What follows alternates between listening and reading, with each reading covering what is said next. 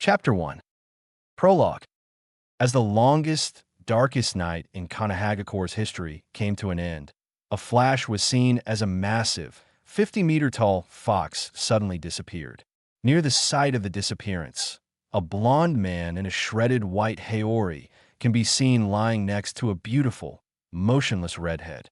In his arms, a blond baby boy with 3 whisker marks on each cheek was sleeping peacefully. As the barrier around the ritual site faded, Ruzan Tsurutobi, the third Hokage of Kanahagakure no Sato, approached the downed couple. "Minato, what happened to the QB? Are you okay, my boy?" asked the previous Hokage. "Hiruzen, I don't have much time left. This is my son, Naruto. I sealed the QB in him with the Reaper Death Seal. Please keep him safe. Raise him with love and help him carry his burdens." "Oh, my boy, why didn't you ask me to use that seal? The village still needs you," cried a dejected Hiruzen. Each member of the AMBU detail could be seen shaking with tears pouring out from below their masks. One silver-haired ANBU was on his knees, wailing openly and crying, "Sensei, Sensei, please don't go. Not you too, Sensei. Kakashi, don't cry for me. I protected my village and my son. He's gonna need you, Kakashi. Be strong for him. Help him, and when the time comes, teach him. As I loved you as my own son, I ask you to love him." In between sobs, the now-known Kakashi swore an oath to the heavens. "I swear, Sensei, I will do as you ask." Minato looked back to Hiruzen. "Hiruzen, I am fading. Please, old man, fight for my son. Protect him. A lot of hate will be aimed at him from inside and outside the village. He should be seen as a hero. Please, old man, protect him. Rely on my and Kushina's friends. I have faith in them." With the last of his willpower, Minato rolls back on his side and embraces Kushina.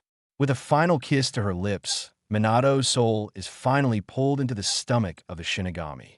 As the shock faded, Hiruzen stumbles over to the baby swaddled in Minato's arms and picks him up.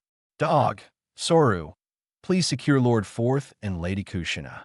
Everything you saw here is an S-rank secret that is not to be spoken of. Take them to the tower," and secures their bodies. Later in the council room, Hiruzen enters the council chamber, still holding Naruto, to see all his clan heads assembled on his left.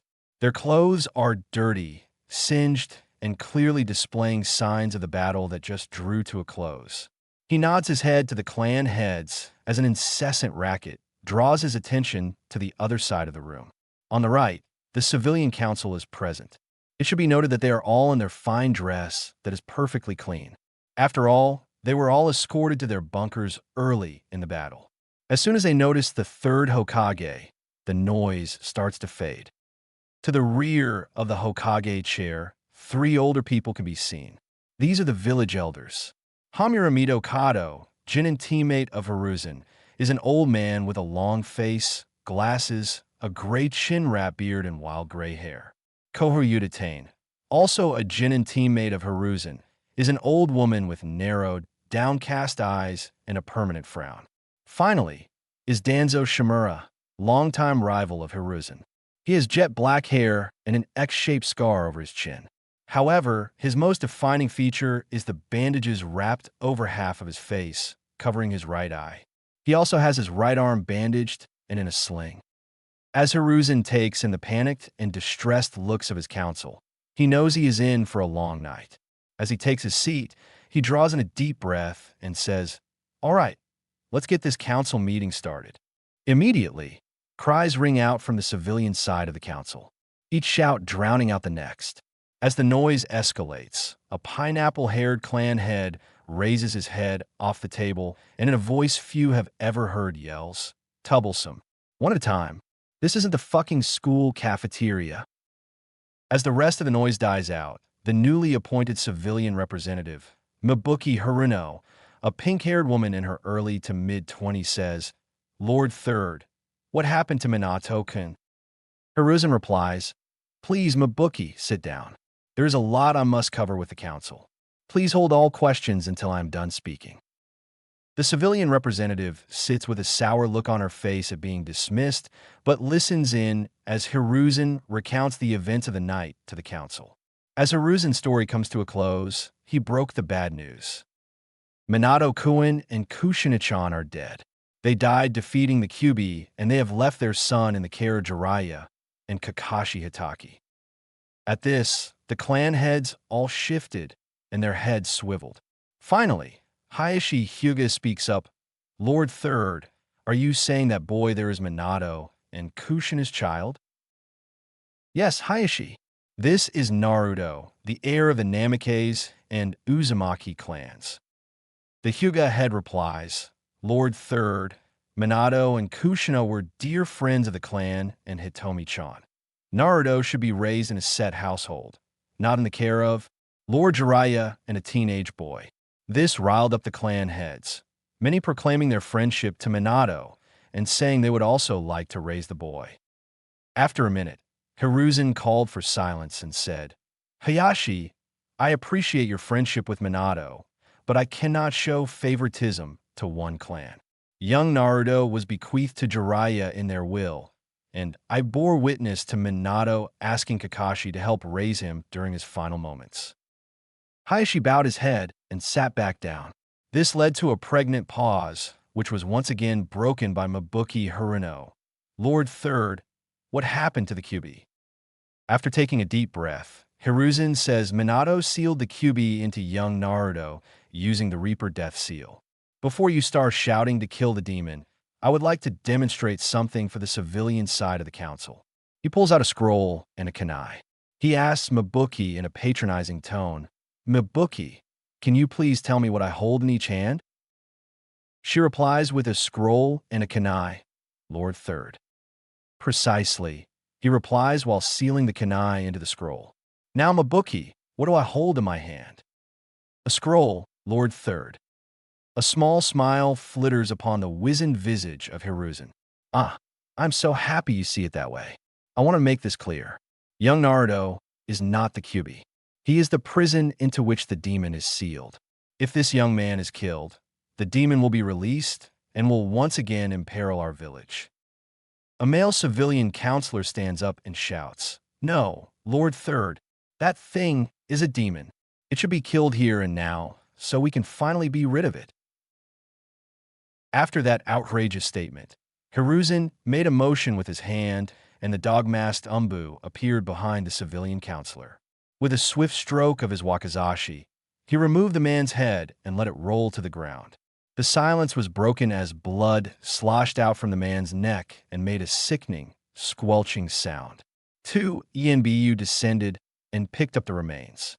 Hiruzen took this as his cue to issue a warning. My fellow council, listen up because I will not repeat this. This silence in between his sentences was deafening as the man radiated a killing aura that caught the attention of shinobi and civilians alike. Naruto is under my protection. I swore to Minato as his final wish that the boy would grow up safe in a village that will see him as the hero he is. As his eyes swept the room, many of the civilian council looked down, not meeting his eyes. The shinobi met his gaze proudly, with slight nods of their heads confirming that they were with their newly reinstated Hokage. Behind Hiruzen, Danzo made a slight shift and narrowing of his eyes. Let me close this meeting. It has been a long night, and all of us have family and clans to check on. I will be relying on each of you to fill out damage reports, prioritize key infrastructure and needs. We will need to work together to rebuild our beloved village and protect it. Fugaku and Hayashi, please stay. As the council room emptied, Fugaku and Hayashi stood to attention and saluted. Hiruzen returned the salute and motioned them to sit. Fugaku, with over a third of the western village destroyed and the wall collapsed, I will need the police now more than ever. I also ask you, Hayashi, to provide support to the Uchiha until our defenses have restabilized. Fugaku begins to reply with, Lord Third, the Uchiha can. Enough, Fugaku. Your rivalry be damned. Every man and woman that can help rebuild and protect the village is needed now. I ask you to work with Hayashi to make sure our village is secured. Yes, Lord Third, says Fugaku with his head bowed. It will be done, states Hayashi with his typical, unreadable impression. Thank you. Now I know both of you want to help with young Naruto-kun. I will invite you to a meeting to discuss his future once this madness has settled. In the meantime, he will stay at the Sarutobi compound. As the two leave the room, Hiruzen sighs and takes out his pipe from his robes. He lights it up and takes a deep drag as he looks down on the infant in the makeshift cradle. I promise, Minato and Kushina, your sacrifice will not be in vain. 2 weeks later in the Hokage office. Hiruzen sits down in his leather chair behind the Hokage desk with Naruto laying in a cradle beside his desk. His visage peeks through stacks of paperwork as he looks out over those in attendance. The three elders were seated on the right side of the room, with Hayashi and Fugaku seated on the couch in front of his desk. On the back wall, a massive middle-aged man with long, spiky white hair and a hishite with the kanji for oil inscribed on it. He is wearing a red overshirt with a gray undershirt, metal arm bracers, and gray pants finished with wooden Geta sandals. This is one of the legendary Sannin, Lord Jiraiya of Mount Maboku. To his right is a beautiful woman who appears to be in her mid-20s that has beautiful honey eyes with a purple diamond in the middle of her forehead. The green overcoat opens to reveal a white shirt that provides just enough cleavage to make all men struggle to keep their eyes up. She is leaning against the wall with an impassive expression on her face and her arms crossed across her ample chest. After summarizing the events of October 10th for the Sannin and getting a report from Fugaku on village security and the progress of the wall rebuilding, Hiruzen addresses the room. Thank you for your help over these past 2 weeks. Much has been done, and there is much to do. Tsunade and Jiraiya, thank you for returning to the village on such short notice. I wish it were on better terms. Jiraiya gets a goofy grin on his face and says, "Sure thing, sensei." After that, his face turns serious, and he says, "Now, can we talk about my student's child, please?" Yes, Jiraiya, I was getting to that. Minato and Kushina left young Naruto to your primary custody, Jiraiya. He also asked Tataki Kakashi to assist in raising the boy. Sensei, I know why Minato gave me that responsibility, but I cannot possibly accept. I have my duties outside the village, not to mention my spy network. With Konoha in this state, it is more important than ever that we stay ahead of the threats. Tsunade makes a tisk sound and snaps her head away from Jiraiya in disgust. The pain she feels just from being in this godforsaken village has her at her wit's end. Now she must put up with her perverted ex-teammate. Unbelievable. Danzo cuts in before anyone can respond. I agree with Jiraiya. We cannot recall him to the village at this time. His intel has been instrumental in preventing many threats to Konoha. I ask that child be put in my care, where I can train it properly. All faces in the room hardened as Hiruzen steps in. Danzo, I know that the roots of the great tree need to be kept, but if I hear you refer to young Naruto in that way again, I will be finding a new groundskeeper. He takes a drag on his pipe and exhales. This child is to be raised in the light, with the help of the people in this room. Hayashi and Fugaku made an almost imperceptible shift and looked on excitedly. He continues, my plan is to have Naruto raised on the Namikaze estate. I have already assigned Tsubaki Sarutobi, a wet nurse and caretaker of the Sarutobi clan, to raise Naruto in his family home. As you all know, his existence as of now is only known to the council and is an S-class secret along with his Jinchuriki status. After taking a deep breath and another drag, he continues, I plan on the child's formative years being hidden in the Namikaze estate. Once he is old enough, each person in this room will be able to take part in his development and training. Yes, before you ask, even you Danzo. He chuckles and finishes with, you have many good things to teach, old friend. When the time is right, I will let you teach young Naruto and help form him into the shinobi we all know he can be. After an admittedly stunned silence, Tsunade says, Sensei, I will stay until his first birthday. After that, I'm out. The pain this village brings me is too great, but I owe Kushina at least that much. Kohara chimes in, Hiruzen, you know how I feel about that, child. I will not be around it any more than need be. I want no part of that boy. He is a ticking time bomb. Jiraiya leans forward off the wall as he lets loose a sizable amount killing intent, enough to make the elders struggle under the weight of it. I know Sensei made this clear for his part, but let me enlighten you. Naruto is under my protection, whether I am in the village or not. If anything happens to the child, I will hold each person in this room personally responsible. He lets off a bit on the KI and continues. I have inspected the Shiki-Fuin seal, and I will say that it is the strongest and most intricate seal ever placed on any of the Jinchuriki. Not only will the seal lock the Kyuubi into Naruto, but the seal will also convert the Kyuubi's chakra bit by bit into Naruto's own chakra pool and reserves. If you don't believe me, ask Hayashi. Every eye in the room turned to the startled Hyuga. He activated his Dojutsu and scanned Naruto. It is as Jiraiya says.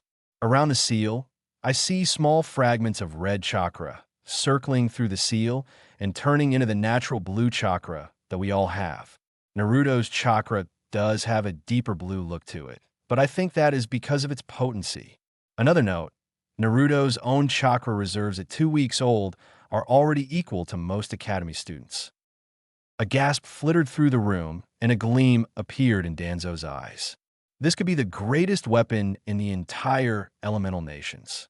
I need to have this child, but Hiruzen would never allow it. I cannot believe the fire that has returned to his eyes. If I cross him, I will not survive the fallout. For now, I will try to get access to the child so I may observe firsthand, thought Danzo. Danzo looks at the Hokage and asks, Hokage-sama, what is the plan for the child? Surely, he will need to become a ninja to learn to control the Kyuubi. If he doesn't learn control, the beast could take advantage of that and escape.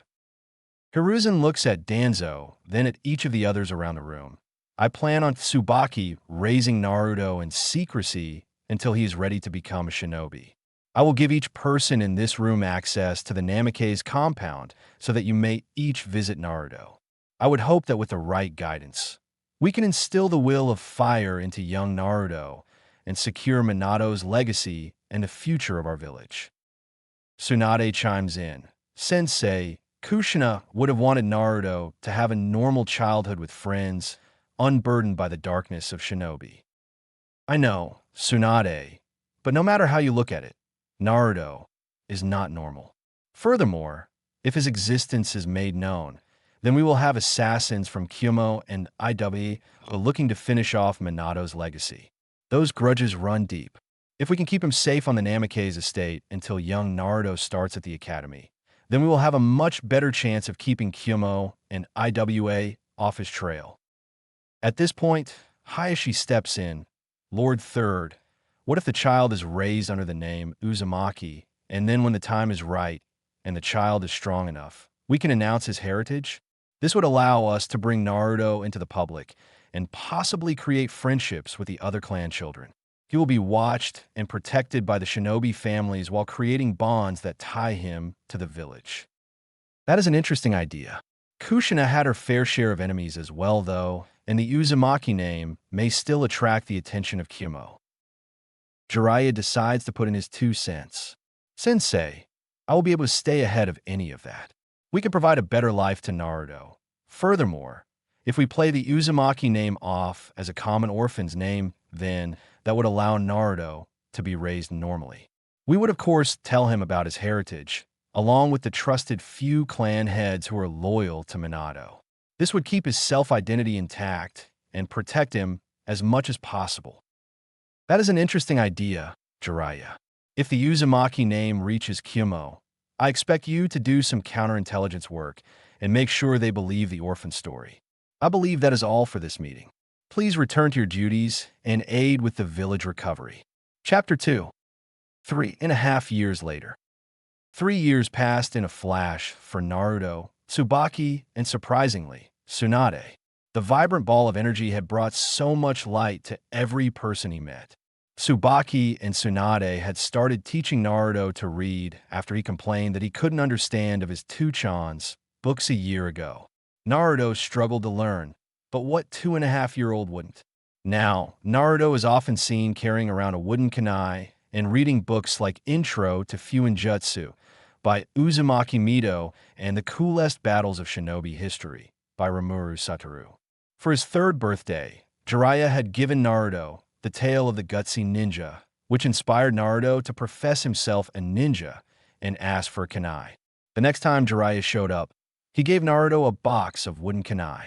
Aside from his reading, Naruto loved spending time outside on the training grounds of the Namikaze estate with his bachan, Tsunade. After the first year, Tsunade had decided that she would give life in Konoha one more chance.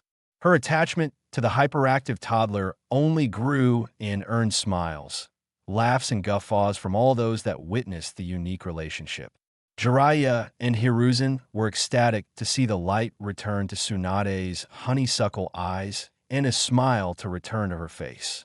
The time she spent with her brat was filled with laughter, Naruto playing Shinobi and Aunt Shizen trying to keep Tsunade from throwing Naruto over the Hokage mountain.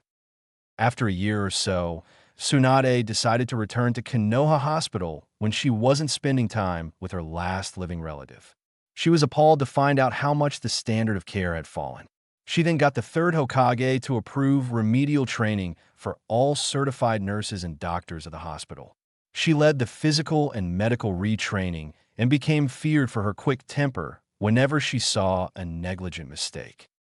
One day, she brought Naruto to a training session and introduced him as Naruto Uzumaki. The little blondie was running around in between groups of medics who were practicing their aerial ninjutsu. He would fake his own injury and yell for the medics. Somehow, he found the fake blood packs and was covered in the fake blood. The medics fell in love with the little blonde ball of sunshine and started treating his wounds. Tsunade walked up to a group of female medics and doctors cooing over what looked like a mummified bundle of bandages.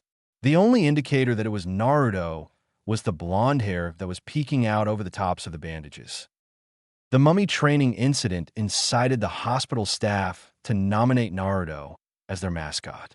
This, in turn, was how Naruto fell in love with training. He started showing up regularly for the morning workouts. Shizune, now officially confirmed as Tsunade's apprentice, would walk him through basic physical exercises. His endless energy basically guaranteed that Shizune was the one that left training tired. Once Shizune was tired out, Naruto encouraged the other medical personnel to help them finish their workouts. This was the brilliant start to Naruto's public persona. Today, Naruto was extra excited because he was invited to a birthday party for the first time. Despite Naruto getting to meet Jiraiya, Tsunade, Hokage, the weird old mummy guy, Hayashi, and Fugaku, he is yet to meet and play with anyone his age. That is why today was an ultra-special, super important occasion to Naruto, and he was pestering Tsubaki and Tsunade to make sure everything was perfect. Okay, Botson, I have these nice clothes, a present, and I think I know what to say to Hayashi-sama when I get there. Am I forgetting anything? What do you say to Hayashi-sama when he greets you? Asked Tsunade with a coy smile and light in her eyes. Good afternoon, Hyuga-sama. I am grateful for your invitation, replied a self-assured Naruto. Good. And then what do you do with the gift? I give them gift to Hayashi-sama and say that this is a gift to celebrate Hinata-san's third birthday, answered a slightly less confident knucklehead. That will do. Just have fun, Naruto, and make some friends your age. All right, let's get going, said Tsunade as she shuffled the youngster out of the house and compound. Walking through the village, many of the villagers would point at Tsunade and ask things like, is that Tsunade-sama's child?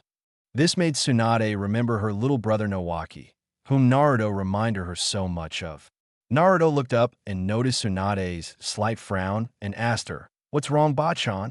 Tsunade shook off her thoughts and Naruto's question and simply answered him with a smile and ruffle of the hair.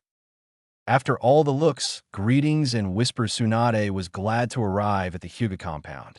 The two gate guards noticed Tsunade walking up and rushed off to get Hayashi. As they walked through the gate, they saw Hayashi and Hitomi waiting for them. Hitomi was a beautiful woman with dark blue-black hair and pale white eyes that had a lavender tint to them. She was teammates with Kushina, and as soon as Hayashi had told her about Naruto, she had been waiting to meet her friend's hidden son. She smiled as she saw the young blonde approach. Naruto walked up with a laughably rigged posture and said, "Good afternoon, Hyuga-sama. I brought a gift for Hinata-chan's birthday. Databeo." Hayashi cocked an eyebrow at the youngster, which for a Hyuga was the equivalent to a hearty laugh and smack on the back by an Akimichi. The vibrant nature of his greeting stood in stark contrast to the typical Hyuga etiquette. After Hayashi composed himself, he returned the greeting by bowing his head slightly to Tsunade. "Good evening, Tsunade-sama and Uzumaki-san. I am grateful you could join us to commemorate Hinata's third birthday." Truth be told, Hayashi wasn't one to throw a party for such a paltry reason, but Hitomi had been bothering him about getting to meet Naruto, and this was as good an excuse as any. "I apologize, but I have to head to the Hokage Tower. The delegate from Kyumo will be wrapping up with the signing of the treaty, and we have agreed to house him as a show of good faith." Tsunade waved him off and said, "I am surprised you would let him stay here. Have a safe trip, and we can share some sake when you get back." As Hayashi walked out of the compound with his brother and personal guard, Hitomi ushered the duo into the compound's courtyard where laughing and talking could be heard from the front gate. Naruto noticed how big and fancy the Hyuga compound was compared to his parents' house. It was modeled after an old Japanese architecture that was simple yet elegant. As he approached the courtyard with Tsunade just a step behind him, Naruto spotted the birthday girl. She was a small little thing with dark blue hair cut in a Heim style, mouse of face, and a small build. She was wearing a formal lavender kimono that made her look like a proper little noble toddler. Naruto walked up to her and kicked off the conversation with a gigawatt smile. "Good evening, Hinata-san. My name is Uzumaki Naruto. Thanks for inviting me to your birthday party. I brought a present for you." The girl was stunned by his outgoing behavior and immediately blushed, looked down to the ground, and kept touching her index fingers together. After a moment, she looked up slightly and replied with, "Thank you for coming to celebrate my birthday. It is nice to meet you, Uzumaki-san. My name is Hyuga Hinata. Please put your present over there with the others." She pointed to a pile of presents and smiled shyly. She was then pulled away from the conversation by another Hyuga that looked slightly older than her and had a much more rigid posture and face. After Tsunade took Naruto to get some food, they sat down at a table with a man with two diagonal scars on the right side of his face that had his hair done up in a spiky ponytail. He was sitting next to a similar and smaller version of himself. They both had an extremely lackadaisical posture that seemed to say, "Please don't be too troublesome." As Naruto sat down, the older of the two perked up and met eyes with Tsunade. Their silent conversation confirmed that this was Minato's son, whom Shikaku had been waiting eagerly to meet. He was the fourth Hokage's Jonin commander and was very close to Minato and Kushina. In fact, he was one of the only people that knew when and where they were going to have the baby. The events of that night had plagued his nightmares. There was just a piece of that puzzle that Shikaku couldn't figure out. They had taken so many precautions. How did it all go wrong? Shikaku was pulled from his reflections by the loud and proud greeting of Naruto. Shikaku put on a smile and answered the vibrant blonde with, "Good evening, Naruto. My name is Shikaka Nara, and this is my son Shikamaru." Shikamaru had noticed his dad perk up and the immediate drift of his father's train of thought. He looked to his dad and then offered his hand to Naruto. The two sat next to each other and talked while Naruto ate. Let it be known that all Tsubaki's attempts to teach Naruto table manners had not yet taken effect. After Naruto finished eating, he and Shikamaru went off to play with a group of kids. As the evening progressed, Naruto had met a bunch of the clan head's children. Not that he knew they were clan heirs. His vibrant nature and boisterous personality rapidly got him nominated as the leader of the group's games. They played ninja, tag, hide and seek, and even a ninja game that involved the kids trying to throw wooden kunai through holes of different sizes. During these games, he met Ino Yamanaka, Chuji Akimichi, and a feral-looking boy named Kiba. Eventually, Hinata and Niji had come and joined the group to play. The adults had been looking on with smiles on their faces. Tsunade, with sake in hand, wore a proud smile and a wistful look in her eyes. A group of 3 males stood casually next to each other while watching the children play. In this group was Shikaku and his friends Chusa Akimichi and Inoichi Yamanaka. Chusa is a big, burly man with long red and spiky hair. He towered over his 2 friends as he wore a formal black kimono with the Akimichi clan crest emblazoned over his heart and on his back. Inoichi Yamanaka is a slender man with a narrow face, emerald eyes, and sandy blonde hair. He had a faraway look in his eyes as he watched the children. Inoichi broke the comfortable silence with, "He is a natural leader, just like Minato." Chusa chuckled and drank some of his beer. "Indeed he is. He is the spitting image of Minato, although I see a bit of Kushina in him, especially in that wild personality of his." Shikaku chimed in with, "Maybe more than a little bit of her personality. I think it may get to be a bit troublesome." The group turned as they heard a full-blown feminine laugh from behind them. They turned and greeted Tsunade, who simply nodded and said, "You have no idea." They continued a friendly conversation while watching the children's antics. As the evening drew to a close, Hitomi had invited Naruto to stay the night. She said that Naruto could stay in Hinata's room.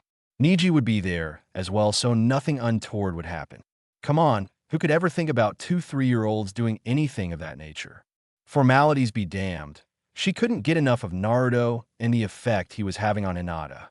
After Hinata's initial wave of anxiety, the blonde had done more to get her out of her shell in 4 hours than the whole Hyuga clan had done in 3 years. A drunken Tsunade had accepted her offer and headed back to the Namikaze estate to let Tsubaki know. They had bathed the kids and placed them in Hinata's room with some extra futons. The kids had fallen asleep almost immediately. As the whole estate went to sleep, aside from the patrols, Naruto's dreams began taking an ominous turn. He started to roll and shift around on his mat until he woke up and went to look for some water. As he was returning from the bathroom, he noticed that Hinata's door was open. He couldn't shake the ominous feeling from earlier, so he was on guard. He reached in his pocket and pulled out his wooden kunai and creeped to the door. When he entered, he saw a man in all black tying up Hinata and Niji slumped against the wall, bleeding from his head. After a moment's panic, Naruto screamed as loud as he could, "Get away from Hinata-chan!" As he screamed, his eyes flickered red, and he jumped at the startled intruder. The man would regret not taking him seriously, as a wooden kunai ended up lodged in his eye. The man then grabbed Naruto and said, "Die brat, damn you." He chucked Naruto through 2 walls into the Hyuga's courtyard, where he slammed into the fountain and passed out with blood coming from his head. The man then grabbed Hinata and began to run, but was surrounded by a group of Hyuga guards and Hayashi. Hayashi scowled and stated in an ice-cold tone, "You will put my daughter down and come with us, or your life is forfeit." As he finished saying this, Hitomi slid through the group of guards with the speed and grace of water and then began to strike the man rapidly from his blind spot. 8 trigrams. Protection of the 64 palms, she intoned with an icy chill as the man began to crumple to the ground. The girl he was carrying over his left shoulder had stopped him from reacting in time. As he fell, he dropped the struggling Hinata. He lay face down in the dirt, in too much pain for him to use the suicide syringe he had brought for this exact reason. He began struggling with his tongue to get to the cyanide capsule he had lodged in one of his teeth. Hayashi, with his Byakugan activated, saw this, dashed to the man, and flipped him over. He paralyzed the man's jaw, forced his mouth open, and removed the capsule. He pointed to 2 of his guards and told them to take this man to T and I. He pointed to his brother, Hizashi, and another branch member, and had them go tell the Hokage. It was at this point that Hitomi processed Naruto's crumpled form on the fountain. She cried out in fear as she sprinted over to Naruto's body. The scream also drew Hayashi's attention, and he sent another Hyuga to go and inform Tsunade that they will be taking Naruto to the hospital. Hayashi gently pushed aside his wife and daughter that were kneeling over an unconscious Naruto and scooped him up. His heart was overflowing with gratitude and apprehension as he raced across the rooftops with an unconscious Naruto. Aftermath of Hyuga incident. Naruto woke up with a massive headache, feeling like his whole body was aching. He tried moving his left arm, but was unable to. Something big, soft, and attached to something heavier was stopping him from moving. As he opened his eyes and cleared his blurry vision, he saw his Bachan was slumped over the bed with his arms secure between her two voluminous mounds. He looked over and saw the flowers and "Get well" card from the Hyugas and medical staff. The sun was beginning to light up the village and peek through the curtains. He noticed that Tsunade was beginning to stir thanks to his movement and the beam of sunlight that found its way into her eyes. As she came to, she cleared the saliva from her chin and began to cry as her eyes met Naruto's. Naruto freed his arm and patted her head. "It's okay, Bachan. I am Okowo." She cleared her tears, and her honeysuckle eyes shimmered as the light bounced off the wet orbs. "You scared me, Brad. You were out for a whole day." After a bit, Naruto asked about Hinata. Tsunade smiled and said, "She is fine, little hero. You saved her." Naruto's gigawatt smile lit up the room, and he let out a deep breath. A nurse popped into the room and saw this. She waved over the rest of the nurses on the floor. Tsunade turned around and noticed 6 nurses peeking through the door at the heartwarming scene. "What are you looking at? Get to it!" Tsunade playfully yelled as the nurse began her checkup, and the rest of them scattered. After scanning Naruto with a diagnostic jutsu, the nurse couldn't believe it. Yesterday, Naruto had 3 broken ribs, a broken arm, a cracked vertebrae, and a concussion. Now, aside from some residual injuries, the kid was fine. She asked Tsunade to check her work, just to make sure she didn't do it wrong. Tsunade confirmed her findings and told the nurse that the kid may have a healing factor, that she would conduct the tests herself. It was at this point the 3rd Hokage entered, and Naruto's confusion turned into another brilliant smile. "Good morning, Hokage Gigi. I'm all better now." Hiruzen turned to Tsunade for confirmation and got a slight nod in response, and a look in her eyes that said, "We will talk about it later." He then turned back to Naruto and asked, "Good morning, Naruto-kun. You gave us quite a scare. Are you sure you are feeling all right?" "Hi, Gigi. I am totally fine, especially since Hinata-chan is okay." "What happened to that bad guy?" Hiruzen chuckled at the boy's exuberance. "Yes, Naruto-kun, Hinata-chan is fine. The bad guy was arrested, and we are talking to him now. Don't you worry about that. Just get better." "Hi, Gigi. I want to get stronger, Gigi. That man hurt me, and he would have hurt Hinata-chan.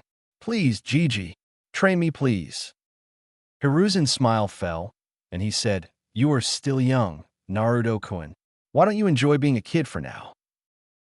"No, hee. I want to get strong so I can protect my friends and take that hat from you. Please, Gigi, just a little bit of training. I really want to be able to protect my friends. Besides, I can train and have friends and spend time with you, Bachan. Please, Gigi." The smile returned to Hiruzen's face, and he said, "Okay, Naruto-kun, just a little bit of training. However, I still want you to be a kid and spend time with your friends." "Hi, Gigi. I promise," replied an ecstatic Naruto. Later that day, in the Hokage's office, Hiruzen was talking with Hayashi, Hizashi, Hitomi, his advisors, and Tsunade. It turns out that the man was the head ninja of Kyumo, the same man that was the ambassador for the peace treaty that was just signed. He had been tasked with kidnapping an unsealed Byakugan and returning with it to Kyumo. If he were caught, he was to immediately commit suicide so that his death could be blamed on Konoha. However, the quick actions of Hitomi and Hayashi stopped him from being able to end his life. Now, he was interrogated via the mind-walking of the Yamanaka clan, while he was kept asleep by a sleep seal that Jiraiya made for suicide risk T and I prisoners.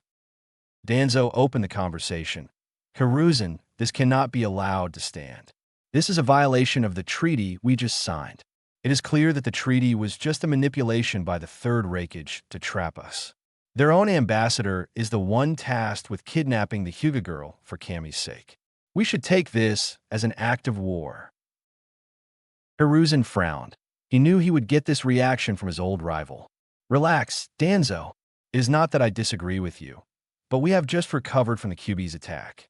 We cannot afford to go to war at this time. Kohara nodded and said, war would not be beneficial. We are simply not in the right state to commit to a war with Kimo. However, we have a valuable political card here, Hokage-sama. We cannot afford to fold this hand either. Danzo cut back in. Is it true that the boy managed to wound the enemy shinobi with a wooden kunai? Yes, Danzo. Naruto was able to catch the kidnapper by surprise and lodge his wooden kunai in the man's left eye as he was tying up Hinata, replied an amused Hiruzen. Danzo nodded his head and simply said, impressive for one so young. As the room agreed with Danzo's statement, Hitomi spoke up, Hokage-sama, if I may speak freely? Hiruzen nodded and Hitomi squeezed Hayashi's hand as she continued. The Hyuga and the Uzumaki are the clans affected.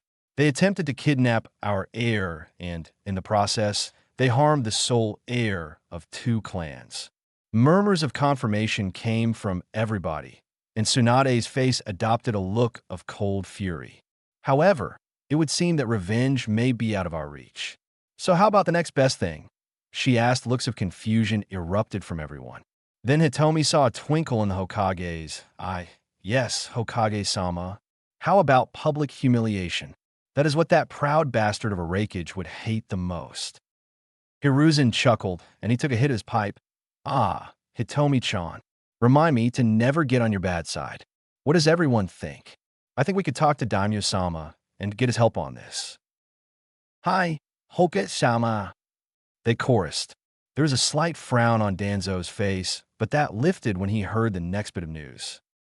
Young Naruto woke up today and asked me for a favor that I am a bit hesitant to grant. He asked me to be trained in the shinobi arts so that he could get strong enough to protect his friends. Hiruzen said a bit resignedly. Danzo replied immediately. Hokage-sama, I volunteer to train the boy. You know that I have plenty of experience training shinobi from a younger age. I believe that I can get him trained. I have no doubt that you can, old friend. However, I do not want any of that emotional conditioning nonsense. Hayashi cut in at this point. Hokage-sama, the Hyuga clan owe Uzaki-san a debt. I believe that training is the least we could do to repay him. Tsunade then broke into the conversation. I want a piece of him too. That kid has enormous potential, and he is already joining the medical staff for their morning training. Hell, the brat can keep up with most of my doctors. Hiruzen outright laughed at the immediate explosion of interest in his successor's son. Okay. They say it takes a village to raise a child. The way I see it, young Naruto claimed his right to be my successor. I see that potential in him. However, I don't want to rob young Naruto of his childhood. We can create a schedule so that each of you can begin training him. Danzo, I am serious. None of your old root training and emotional programming. I will be keeping my eyes on the child's progress. I want you to teach him, in an appropriate manner, about the darkness of the shinobi world. We will handle showing him the leaf that bathes in the sun, and you have my permission to give him a glimpse of the roots of the great tree. Tsunade was bothered by this. She couldn't deny Danzo's effectiveness, but his methods were known to be brutal and damaging. Sensei, I know Danzo has a lot to teach. I would be lying if I said I weren't concerned about his methods. However, I will be watching him closely. My stipulation is that all training is to be done in the Namikaze's training grounds. This will keep Naruto protected from prying eyes that would wonder why one boy is getting so much attention. Agreed, said Hiruzen as he once again saw consensus around the room. We will come up with a suitable schedule. I trust that Tsubaki has begun instruction of basic knowledge already. So, each of you will get 1 day a week to train Naruto. Since this is a group effort, what you teach will be known to the others. I will conduct annual progress reports with the boy. Anything else that need be discussed. With that, the meeting came to a close, and Hiruzen sent a letter to the Fire Daimyo. Kyomo's bad day. The third Raikage of Kyomo was a proud man. His pride was the only thing that could eclipse his strength. So, when he was visited unannounced by the lightning daimyo, who came with a party of 100 samurai and one prisoner, he was in a rather foul mood. The mood soured further when he caught a look at the prisoner's face from his city's gates. The vein that immediately popped on the man's head was so pronounced that you could see his heartbeat through its pulsing. Behind him, his son and named successor, also named AI, could be seen. He picked up on his father's foul mood and took a step back and stood in silence. When one's father was on the Biju subjugation squad and had fought the Eight Tails one-on-one and had subdued it with only a wound to his chest, one knows not to be around when said father is angry. Killer Bee, the third Raikage adoptive son and vessel of the eight-tailed octopus, also backed up and gave his adoptive father room. As the lightning daimyo's entourage approached, they noticed the serious look of the entourage. The samurai took a ready stance when they saw the black lightning dancing off the third Raikage. The lightning daimyo had his men stand down since he was familiar with the antics of A. The daimyo motioned with his hand, and the prisoner was brought forward.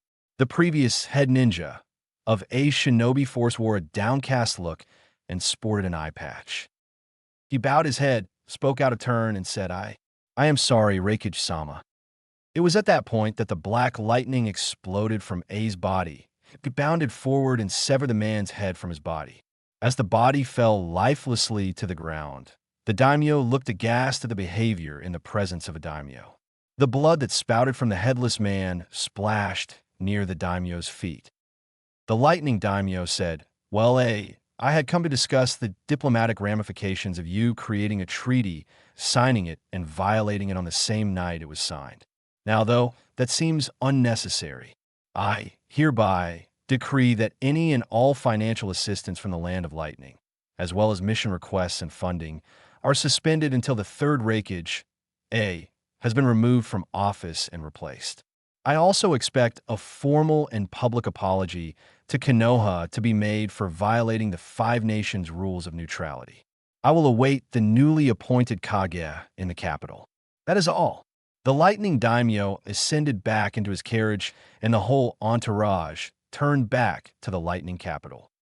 A deafening and palpable silence hung over the crowd as the lightning daimyo departed. The third Raikage looked frozen, as if he had locked up. His faces started turning blue, and a slight twitching could be seen from his body. In his rage, his lightning chakra had gone out of control and caused his heart to start beating irrhythmically. If anyone dared to approach him, they may have noticed. Instead, they all waited for the third Raikage to explode. Then they kept waiting, nobody wanting to make the first move and draw upon the wrath of A. However, after nearly 30 minutes, A's son approached and put an arm on his dad's shoulder. Dad, we will work this. He never got to finish his sentence because the slight pressure from AI's massive fist was the only force needed to push his now dead father over. Everyone gasped as the third Raikage fell, face first, dead on the paved road leading into Kumo. The carnage that followed left the Land of Lightning in a state of upheaval for the next 3 months. Eventually, AI, the son of the third Raikage, was named the fourth Raikage of Kumo. The 3 months without missions and support from the Land of Lightning had caused a depression that would affect Kumo for nearly the next decade. AI handled the public apology to Konoha as his first act as Raikage. AI made it his mission to restore Kumo to its former glory. He had the largest shinobi force in the elemental nations. Now all he had to do was restore the faith that his father lost. It was because of all this that AI adopted a mentality that all international dealings will be on the up and up. At least as up and up as shinobi affairs can be. Once news hit Konoha of Kumo's reaction to their humiliation, Sarutobi took all his advisors, the Hyuga clan representatives, Tsunade, and Jiraiya out for a night of drinking that cost him nearly half a year of his salary. Sarutobi, while happy and very, very hungover, vowed to never again offer Jiraiya and Tsunade an all-expense-paid drinking night. As Sarutobi was waking up, Tsunade was also coming to her senses. She had long since moved into the Namikaze estate. The Senju estate was so empty and brought up so many painful memories. That is why, when Tsunade woke up at her bed in the Namikaze estate, looking at a long mane of white hair covering a naked man that was snoring with his face down in the pillow, Tsunade then grabbed Jiraiya and chucked him out the window of her room. The racket she made and the hell she raised woke up the whole estate. Tsubaki and Naruto walked up on a ranting Tsunade. Her tirade continued until Naruto spoke up and calmed her down. Maybe it was the cute and innocent toddler, or maybe it was her completely nude state, but she eventually did calm down. Chapter 3. Start of training. A 4-year-old Naruto woke up at the crack of dawn to get to his training. For the past 6 months, he had trained 4 days a week. On Mondays, he trained with Tsunade and sometimes Shizen. On these days, he would join the hospital staff for their morning physical training. After physical training, Tsunade would make breakfast for Naruto while quizzing him on the previous week's homework. They covered subjects like chakra, chakra nature, chakra control, the basics of field medicine, and human anatomy. While it could be said that Naruto was smart for his age, most of this material was quite hard for him to understand. He learned basic anatomy quick enough, and he knew how to treat cuts and basic wounds, but anything about physiology or internal medicine would clearly have to wait until Naruto was older. It was during this training that Naruto learned how to awaken and use his chakra. If Tsunade Bachan wasn't so scary, Naruto would admit that this was his least favorite day. Sure, Naruto understood that chakra control was super important. However, when a 4-year-old has Jonin-level chakra, it gets very frustrating for a 4-year-old to control that much chakra. The leaf-sticking exercise was very hard for Naruto. It took him a whole month to be able to stick the leaf for 30 minutes. Damn leaves kept blowing off his head or lighting on fire when he was just trying to keep them stuck to his head. In between his weekly lessons, Naruto had stripped most of the trees near the Namikaze estate of their leaves. He would be out there on the training fields, day after day, just trying to make the damn things stick. Tsunade recognized that Naruto's frustration just made the exercise harder. When she saw this, she would make him do physical exercises. Naruto did sets of 50 push-ups, diamond push-ups, pull-ups, squats, lunges, sit-ups, and burpees, and then he would run around the training grounds 10 times. By the end of 6 months, Naruto could repeat these sets easily. He remembered trying to learn the tree walking exercise. He got frustrated so often that he ended up doing 12 sets of his usual workout in one day. Tsunade was so surprised when she saw his physical prowess that she made him meditate in between sets and tree walking attempts. To her immense pride, Naruto learned tree walking in 3 weeks. This control helped Naruto, and after tree walking, Tsunade attempted to teach Naruto his first jutsu, the Henjino Jutsu. At the 6-month mark of his weekly training, Naruto was close to mastering this technique. Naruto felt his progress, and that filled him with pride. It also helped that whenever Naruto hit his training goals or mastered a new technique, Tsunade would take him to Ichiraku Ramen. After mastering the leaf-sticking exercise, Tsunade took Ichiraku's. And like a crack addict, Naruto was hooked after the first bowl. The repeat visits led to Naruto eating 3 extra-large bowls of ramen at the ripe young age of 4. Tucci, the stand's owner, saw the next coming of Kushina and his future best customer. Tucci and Ayam were quickly added to Naruto's list of those he would train to protect. Tuesdays were days that the Hyuga clan opted to teach Naruto. Hayashi, Hizashi, and Hitomi split this duty.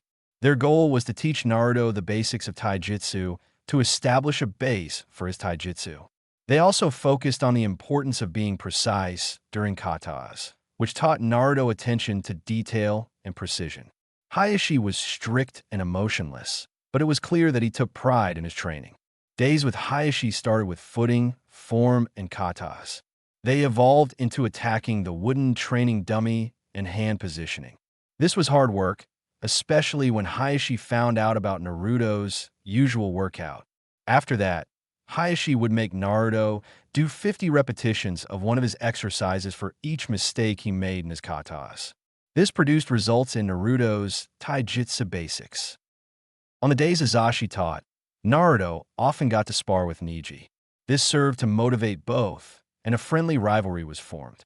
Under Hizashi's strict tutelage, both boys dared not step out of line. They were evenly matched, despite Niji being nearly a year older. However, toward the end of the 6-month period, Hizashi had to admit that Naruto was pulling ahead in raw taijutsu.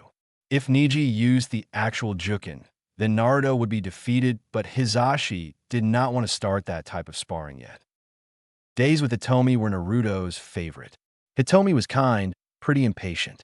She taught Naruto things like manners, etiquette, and proper conduct. She knew this boy was going to grow into an important figure and didn't want him to be an ignoramus when it came to dealing with important people. The going was hard, but she could see the improvement. She also tried to bring Hinata whenever it was her turn to come. Naruto liked Hinata, she was nice, and she listened to him talk about whatever. After the first couple of visits, Hinata started getting more comfortable with Naruto. She would talk with much less stuttering.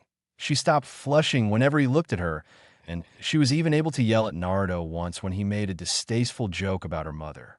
Naruto was so caught off guard by yelling Hinata that he immediately apologized profusely.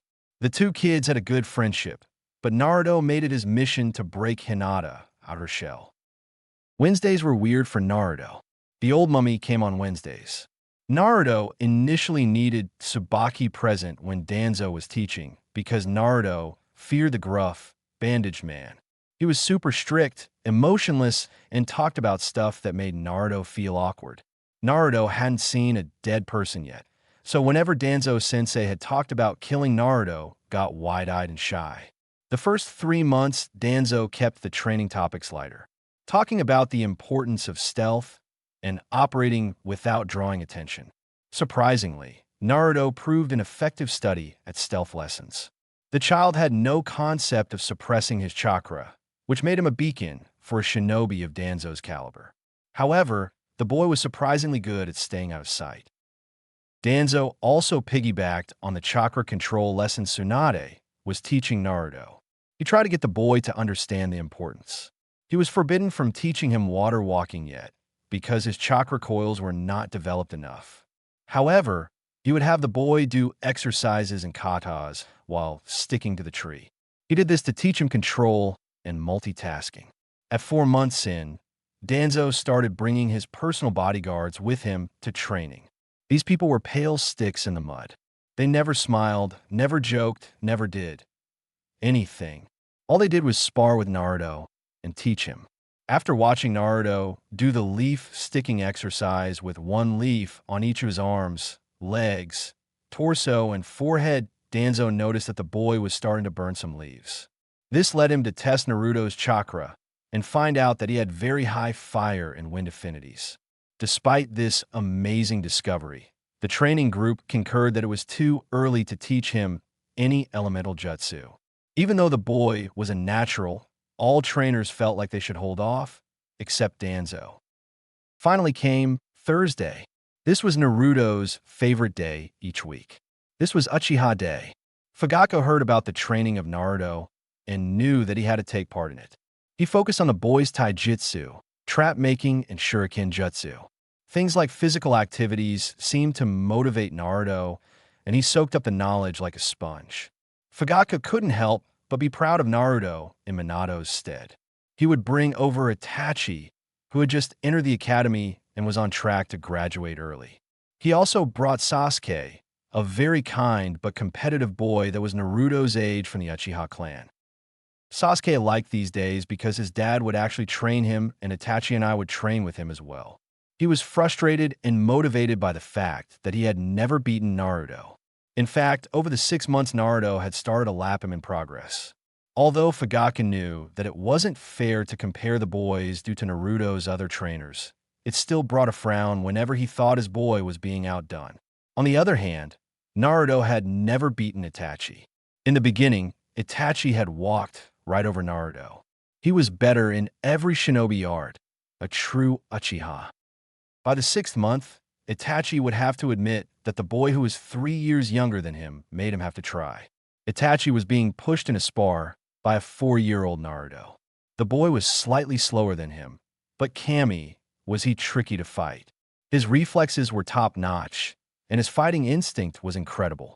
In the last week of the 6th month, Itachi activated his Sharingan by sparring with Naruto. Despite Itachi only being 8, he was now the youngest Uchiha since Madara to activate his Sharingan. When Itachi returned to the clan compound that day and told his best friend Shursui about activating his Sharingan while fighting Naruto, Shursui insisted on coming to every Thursday training session after that.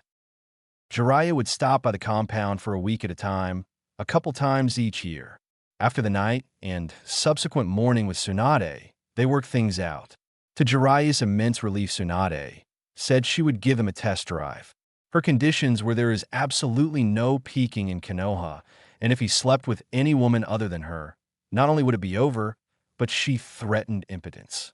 She requested that he abstain from it outside the village as well, but she knew that was a big ask.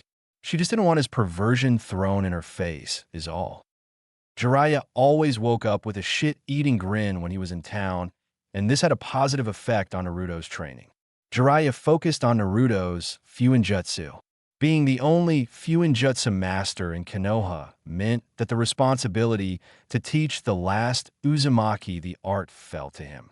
Since the kid started his calligraphy when he was 3, Jiraiya was always surprised by the progress Naruto made. Jiraiya couldn't help but get excited and talk through seals when Naruto displayed an almost innate understanding of the art. When he was 4, Naruto created his own storage seal. He managed to improve on the basic storage seals found in the shinobi shops and increase their capacity by double. When Naruto was 6, he created a variation of the explosive tag that Jiraiya instantly took to the Hokage for mass production. Naruto made a flash tag that would only flash a 180-degree angle from where it was deployed. The potency of the flash depended on how much chakra was put into the tag. Being a knucklehead, Jiraiya had asked Naruto to flash him on max power to see the tag's effects. Jiraiya couldn't see until Tsunade had gotten home from the hospital that night and fixed the poor pervert's eyes. Speaking of perverts, since Jiraiya had sworn off all things perverse, he needed a muse. He found that in Naruto, the boy would talk about his innocent friendships with Ino and Hinata, and the pervert's mind automatically converted it into his raunchy novels. All he had to do was add in all things sexual, which came naturally to him, and Naruto's stories helped him find his inspiration. At the risk of Tsunade's wrath, Jiraiya gave Naruto a scroll on sensual ninjutsu, level 1. This scroll taught Naruto how to use chakra in massages to stimulate other people relieve stress. As Naruto's chakra control got better, he began testing out this sensual ninjutsu. At first, he offered Tsunade, Tsubaki, Shizen, Ayum, and the nurses from the hospital massages. He said it was to practice chakra control and make them feel better. Most of the women found it amusing until Naruto would give them a massage on their back, feet, or hands. The immediate relief of tension and pain made Naruto a hero around the hospital. Stories of Naruto's success in the sensual arts gave Jiraiya even more inspiration and made him want to teach Naruto even more. Jiraiya poured his effort into his student son whenever he was in town and always left Naruto with the next level of Fuinjutsu book. At this rate, Jiraiya would be able to let Naruto into Minato's study in no time. These training sessions produced such good results that Fugaku and Hayashi couldn't help but share with the other clan heads. The hype around Uzumaki Naruto grew to a dim roar among those in the know. Sure, there are prodigies like Itachi, Shursui, and Kakashi. They were young, and each of them displayed an amazing level of skill for their age. However, the positive energy that each teacher got from training Naruto made him unique among the prodigies. Not only did Naruto learn at an amazing rate, but he also made those teaching him enjoy doing so. These rave reviews caused Inoichi, Chuza, and Shikaku approach the Hokage about getting time to teach Naruto. For Tsum, it was the reviews on Naruto's massages that made her want to teach the boy. It seemed like a great deal to her. Teach the pup a bit, and then he could take care of all the stress. To the Hokage's amusement, all requests to teach Naruto came in on the same day. He couldn't help but chuckle. This resulted in Naruto's playdates turning into impromptu training sessions with various clan heads and heirs. Naruto's free time. The rest of the week were rest days for Naruto. Although Tsubaki still made him study on these days, it was his time to relax, recover, and be a child. Over the following 3 years, Tsunade frequently took him for playdates with his clan friends. She preferred to have the kids come to the Namikaze estate since Naruto was still young and they wanted to keep him out of the public eye, but relaxed that standard after a while. All clan leaders and family members had agreed to keep Naruto's existence a secret. Whenever he was in public, he was referred to as just Naruto. No clan name was ever said out loud, in case nosy ears were listening. This worked well because there was not a single attempt from the villagers or outside shinobi to attack Naruto. So, after a while, Tsunade and Tsubaki began accompanying Naruto to the other clan's compounds or out to parks. He developed relationships with each of the clan children. Aside from the pre-made friendships between the Shikamaru, Ino, and Chuji, Naruto was the link that bound the clan kids together. Naruto was the ringleader of the boys. He would always partake in the games, choose where they should go, kept the conversation fun and flowing. Not to mention that he even made the lazy Nara enjoy running around and playing. Kiba loved rough housing with Naruto and running around the woods in the Inuzuka compound with him. Chuji loved the trips to the barbecue or ramen stand. Naruto even got Sasuke into his friend group. The timid Uchiha child struggled at first, but Naruto never left anyone out. In time, Sasuke began hanging out with the boys even without Naruto present. Shikamaru enjoyed just talking with Naruto while cloud gazing. He even taught Naruto how to play shogi, which often led to the boys sitting on the porch while huddled over the shogi board. Either Naruto was a Nara in disguise, or he was a natural at shogi because he would come to the Nara compound, talk about anything and everything while playing shogi, and then push Nara clan members hard. The boy was just so frustratingly random in his moves. Even Shikaku nearly lost to Naruto when Naruto was 7. The complete and total lunacy of Shikaku having to visibly concentrate, sweat, and plan out his game made it seem like the Nara clan had lost, even though he won. Yoshino couldn't get enough of the blonde knucklehead. He brought such vibrant energy to the lazy compound that she often bribed Tsunade with sake nights just to get Naruto over. When Naruto was 6, Shikaku made Shika spar with Naruto. Shika was beaten in 10 seconds, which frustrated the lazy Nara. No matter how troublesome it was, nobody wanted to be beaten that soundly. So, Shikaku nearly fell out of his chair the next morning when Shikamaru asked him to train him.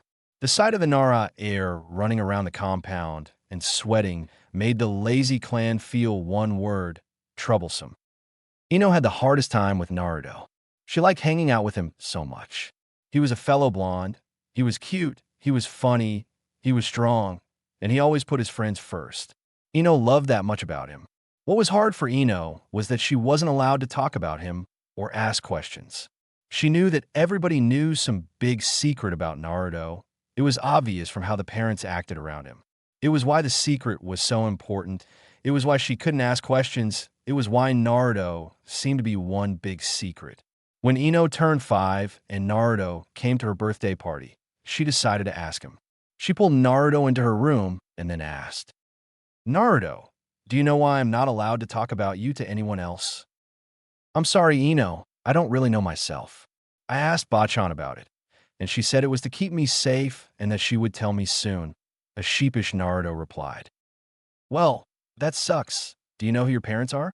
We only get to call you Naruto, and we never use your last name. I know that my mom was an Uzumaki and that she died the night of the Kyuubi attack. I don't know who my dad was, but he is part of that secret that Tsunade Bakon said she would tell me soon." "Oh, okay. So, you are an Uzumaki. Were they a clan? I haven't heard of them." Naruto's face fell, and he replied, "Yeah, they were a clan. Supposedly they helped found Konoha, but they never really lived here. Then, in the Second Great Ninja War, their home was destroyed. Tsunade Bakon thinks that I may be the last Uzumaki." Ino felt terrible. She saw how much this hurt Naruto, and she didn't want him to be sad. She even surprised herself when she leaned forward and gave Naruto a kiss on the cheek and said sorry for asking. A blushing Naruto reeled and asked Ino, what was that for? Ino giggled and replied with, "It is because I like you silly and I don't want you to be sad." From that point forward, Ino was Naruto's champion in the gossip network. She kept an ear out to make sure nobody was talking about Naruto or spreading any information that shouldn't be out. Sure, she loved telling her friends how nice and cute he was, but she never betrayed Naruto's trust or told anybody his last name. She kept him on a pedestal in her heart as the truest standard of a friend. Meeting the fox. Naruto loved his life. He was almost 8 years old. Tsubaki had always been there for him, taught him, and dare he say, loved him. Tsunade was another part of his family that Naruto couldn't live without. She kept him reeled in and bound to sanity. Naruto always found it amusing when Tsunade would pull him inside from a long day's training. She would throw him into the bathroom and not let him out until he was spotless. Her training was productive and made him feel in control of himself, which was quite a feat for an endless ball of energy. He has been meditating for almost 4 years now. This practice helped him process his training into easily manageable and digestible portions. It was during one such meditation session at the end of Naruto's training that Naruto went deeper than ever before. He was feeling his chakra and giving into its flow. He followed it from its origin, his heart, down and throughout his body. As he got caught in the flow, Naruto felt something pull on his conscience. As Naruto followed that pull and opened his eyes, he found himself in a hallway. One side of the hallway was illuminated in blue light.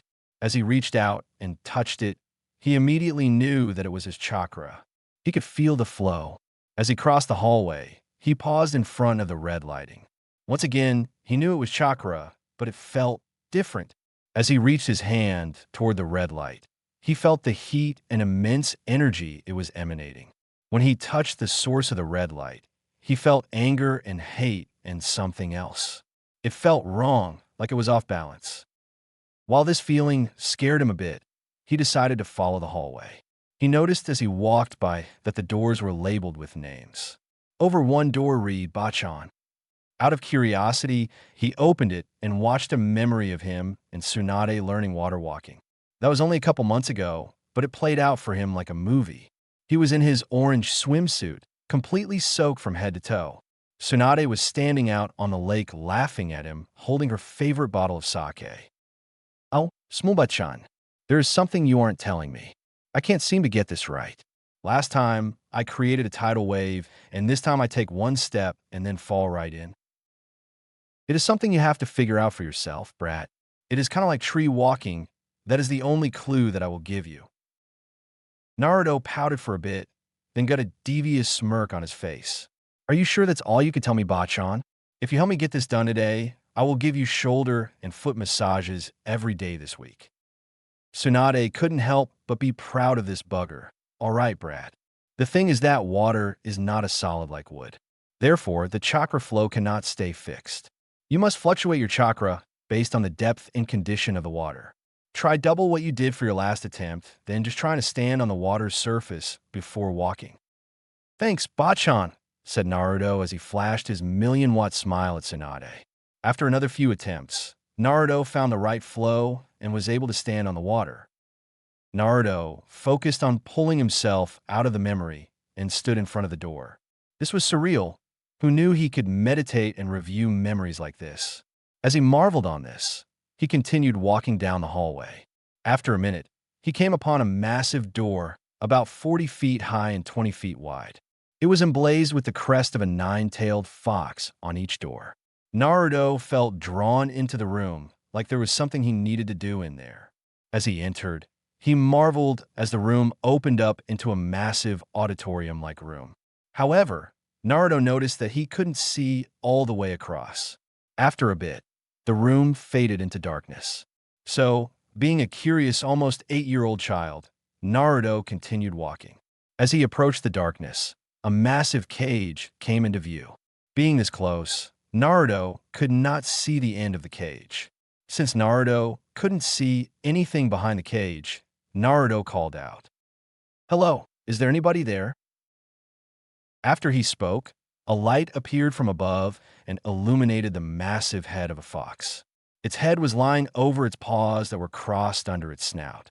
Naruto could feel the massive power radiating from the creature. Its beautiful fur produced a reddish-orange sheen that was beautiful.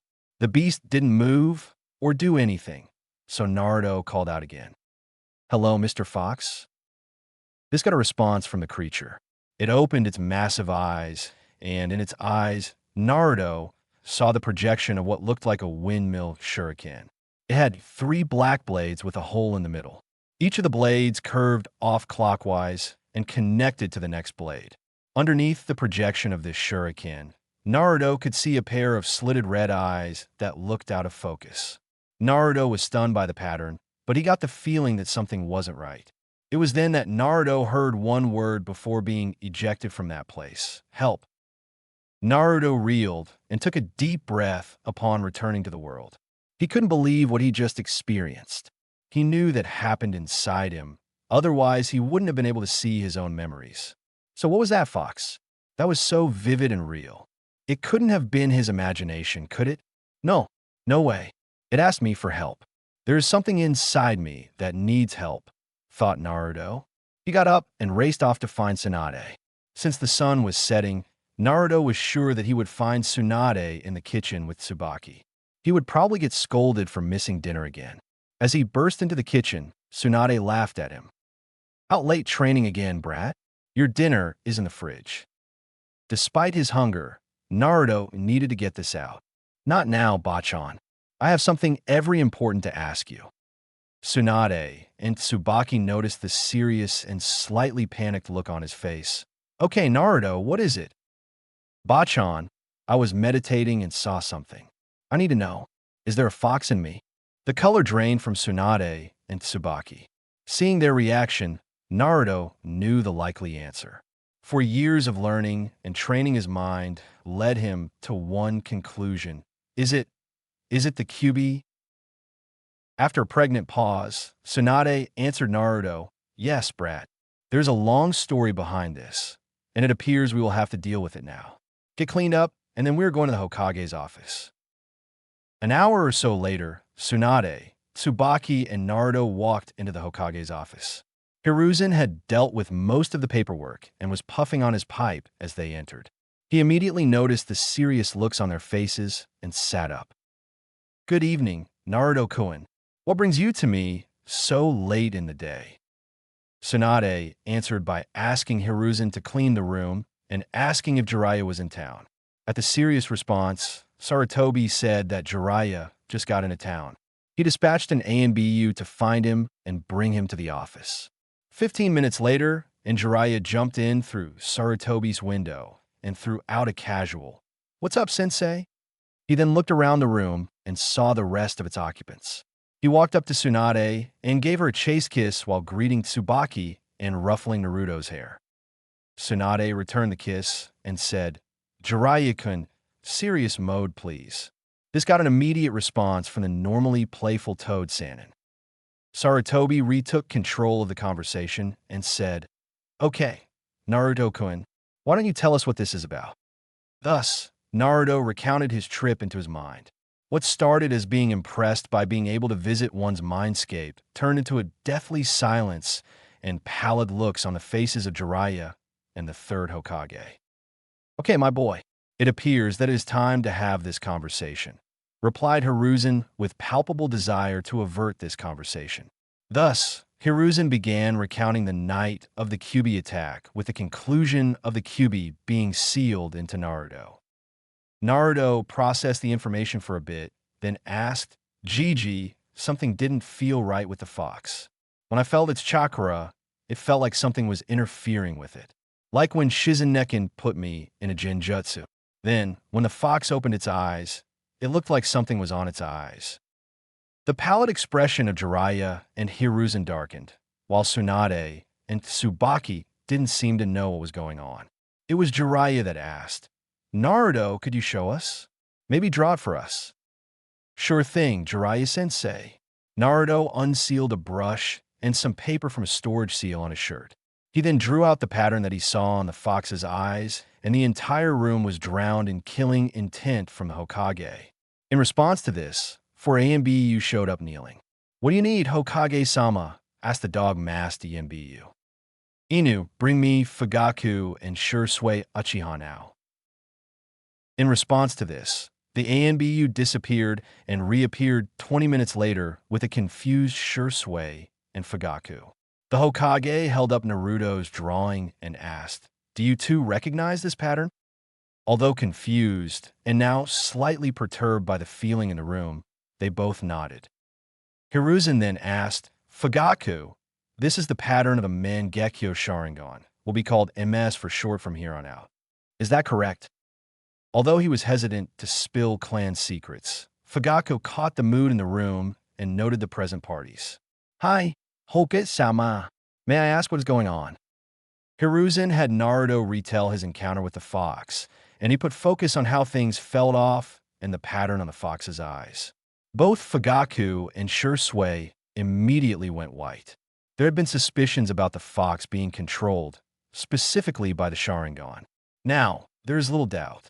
So, there's either a traitor among the Uchiha, or an unknown MS wielder controlled the fox. "Fugaku, I never thought I would have to ask this, but I need a straight answer from you. Are you two the only MS wielders in the Uchiha clan currently?"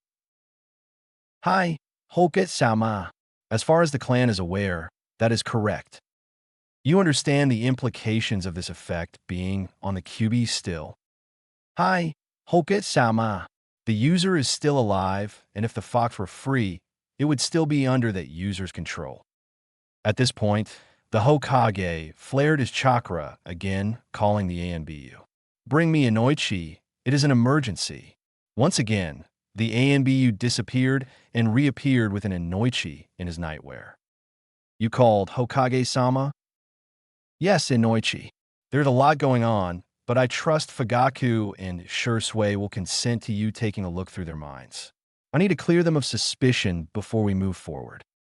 Fugaku and Shursui looked startled, but nodded their heads nonetheless and said, "Hi, Hokage-sama." A very confused and hesitant Inoichi responded, "Can I ask why, Hokage-sama?" Hiruzen looked to Naruto, who once again recounted his visit to the fox's chambers. Inoichi was stunned speechless. He was only brought back by Hiruzen clearing his throat. "Inoichi, make no mistake. I trust Fugaku and young Shursui there. I need only confirm what I believe before we can move forward." "It will be done, Hokage-sama," replied Inoichi as he bowed and saluted. After an hour of mind-walking both Fugaku and Shursui, clearing them both of any liability, Inoichi recounted to the Hokage that they are trustworthy. "Okay, Fugaku and Shursui, do either of you possess enough chakra to attempt and break the control on the QB?" Fugaku responded with, "Hokage-sama, my MS does not have any mind control abilities. Mine are all combat-oriented." He then looked at Shursui. "I believe I can do it, Hokage-sama. I want to help Naruto-kun." Hiruzen nodded and looked to Inoichi. "Can you take Shursui into Naruto-kun's mind and attempt to free the fox of this Jinjutsu?" Inoichi paled. "Hokage-sama, that is extremely risky. What if the demon awakes and attempts to hurt Naruto, Shursui, or myself?" According to Naruto-kun, the fox said only one word, help. If we were to help it, not only would eliminate the control an unknown enemy has on the QB, but it might be grateful and make things easier on Naruto-kun. Naruto stepped forward. "Gigi, I don't know a lot about this, but I want to help it. It has been under someone else's control for almost 8 years. If I were it, I would want somebody to help me." The room marveled at the confidence and righteousness of this boy. Most ninja would cower in front of the QB, but this boy is standing up to his burden head on. "Hi, Hoka-sama." Shursui also nodded. Inoichi continued, "Okay, you two take a seat on the couch. Naruto, when I connect Shursui to you, your mind is going to feel heavy. I need you to focus on meditating and drawing us back to your mindscape. I will help guide you there. Sure, Sway. Just hold on to my chakra and enjoy the ride. Once we get there, it is all on you. Hi, Inoichi-sama. As Inoichi sat and touched Shirsue's head, a moment later Naruto felt Inoichi's hand touch his head. He then felt their presences and dragged them along his chakra flow, down toward his stomach and into his seal. The three opened their eyes in the hallway that led to the Kyuubi's auditorium. Inoichi marveled at the layout and precision of a child's mindscape. When he saw how the memories were divided by each person important to Naruto, he marveled at the boy's ability to organize his mind in this way. The group continued walking to the massive door. Before opening the door, Naruto gave them a warning to prepare themselves. They both nodded and followed in after Naruto. The immediate pressure they felt from the Kyuubi's aura was immense. The density of its chakra, the might of its presence. Then there was this child, walking forward like it didn't bother him at all. Naruto approached the cage and called out once again. Kyuubi, I am here. You asked for help. I have brought it. The light above once again illuminated the head of the giant fox. It opened its eyes in response to the noise and looked out at Naruto, Shirsuke, and Inoichi. Inoichi took a step back and felt himself sweat. Shirsuke marveled at the fox and the pattern emblazoned upon its eyes. He took a deep breath, channeled his chakra to his eyes, activated his Sharingan, which gradually transitioned into his MS. This got a response from the fox.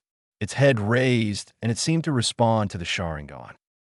Shirsuke intoned, Kai, Kodo Amitsukami, return to your own free will, Kyuubi. The lights around the room shuddered.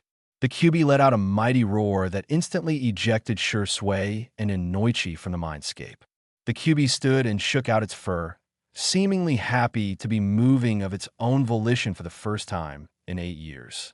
After settling back down and getting comfortable, the Kyuubi looked at Naruto with its massive, red-slitted eyes.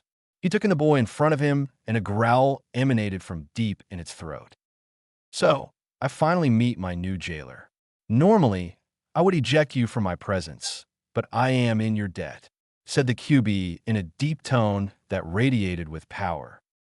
The young boy standing in front of the majestic fox stood stricken by the combination of power, grace, and beauty. He took a while to process that the Kyuubi was waiting for him to respond. It's nice to meet you, Kyuubi-sama. My name is Naruto Uzumaki. A guttural chuckle escaped from the Kyuubi. Ah, so Kushina's brat is the one I am now stuck in. Well, boy, as I said, I am in your debt for freeing me from that man's cursed control. I do not leave debts unpaid, so speak. I don't really want anything from you. I saw you when I was meditating and noticed something wasn't right. Then you asked me for help, so I brought help. And yeah, that's pretty much it. Why did you help me, Ninjen? Because I thought that I wouldn't want somebody controlling me, and I felt its influence in your chakra. It was dark, nasty, and nothing good could ever come from it. So, it seems you picked up my ability to sense negative emotions. Very good. Okay, Ninjen.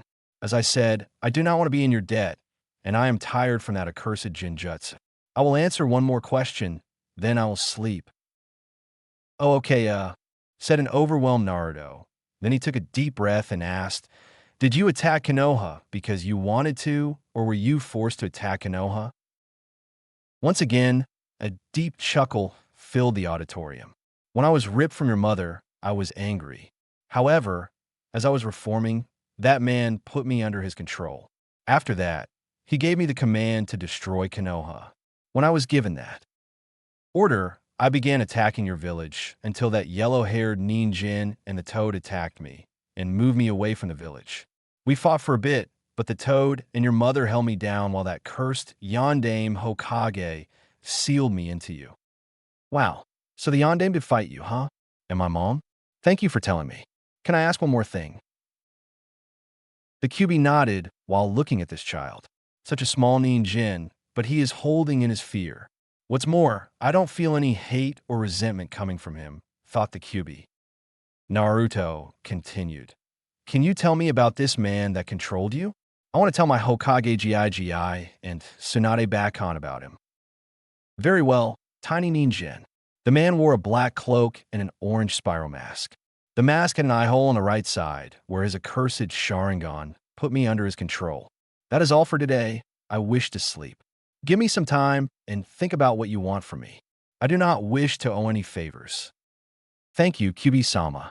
By the way, my name is Naruto Uzumaki Databeo. As Naruto withdrew from the Kyubi's auditorium and exited his mindscape, he heard that deep chuckle again. Very well, Naruto Uzumaki. As Naruto came back to the real world, he blinked open his eyes and saw every eye in the room trained on him. Tsunade was worrying over him like a mother hen. When she saw him come to, she crushed him in her breasts in a full-blown, back-breaking hug. Naruto! Naruto, are you okay? The boy was exhausted. His eyes were threatening to close on him. He shook out his head and summoned just a bit more energy. Yeah, Mifine. I just talked with the Kyubi for a bit. He told me about the man that attacked that night and put him under his control. He also said that he owes me a favor for breaking that Jinjutsu and that I should think about what I want from him. Everyone was startled by this bit of information, but Jiraiya and Sarutobi's eyes met briefly. They had their suspicions about that night. Now, they were confirmed. Naruto continued. The Kyubi said that a man in a black cloak with an orange spiral mask took him out of my mother. The mask had one eye hole on the right-hand side, and that all he could see was the Sharingan. Fugaku and Shursui exchanged a worried glance to each other, then looked to the Hokage. Hiruzen locked eyes with each of them. This information is to stay in between the people of this room. The damage this could do to the Uchiha and the village is unimaginable. Naruto, that is all for tonight. I will ask you to come back to my office later to review this conversation you had with the Kyubi. For now, go home and rest. It is clear you need it. Tsubaki bowed to the Hokage and took Naruto and left the room. Fugaku, I trust you. Minato trusted you and Naruto trusts you. I need you to be discreet and investigate every clan member that was unaccounted for that night. Before you start, I'm not saying with certainty that it was anyone still within the village that did this. However, we cannot leave any stone unturned. You're not to tell anybody of the real reason, but I need you to watch your own clan. Fugaku's face tightened. The Uchiha clan were a proud clan. It is painfully obvious the ramifications this could have on his clan. So he swallowed his pride and the bit of betrayal he felt at suspecting his fellow clan members. Hi, Hoket-sama. It will be done. Shursui bowed with Fugaku, showing his loyalty to the Hokage. Very well. That is all for tonight. You may return home.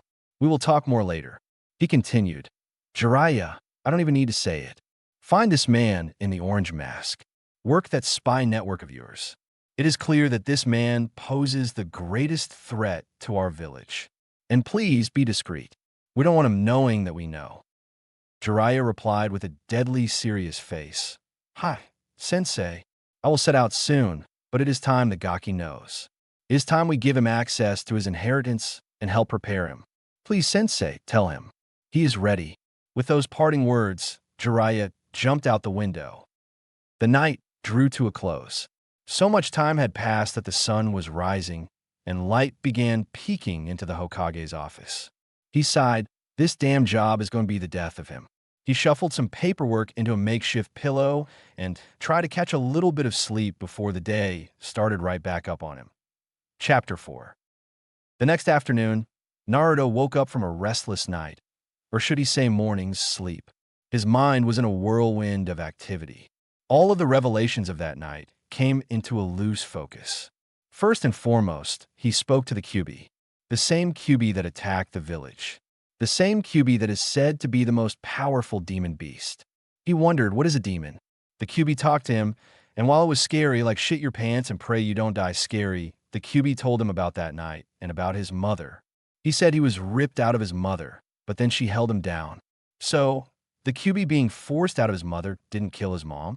Then what killed her? As one thought came into clarity, another thought assaulted it and forced it out of focus.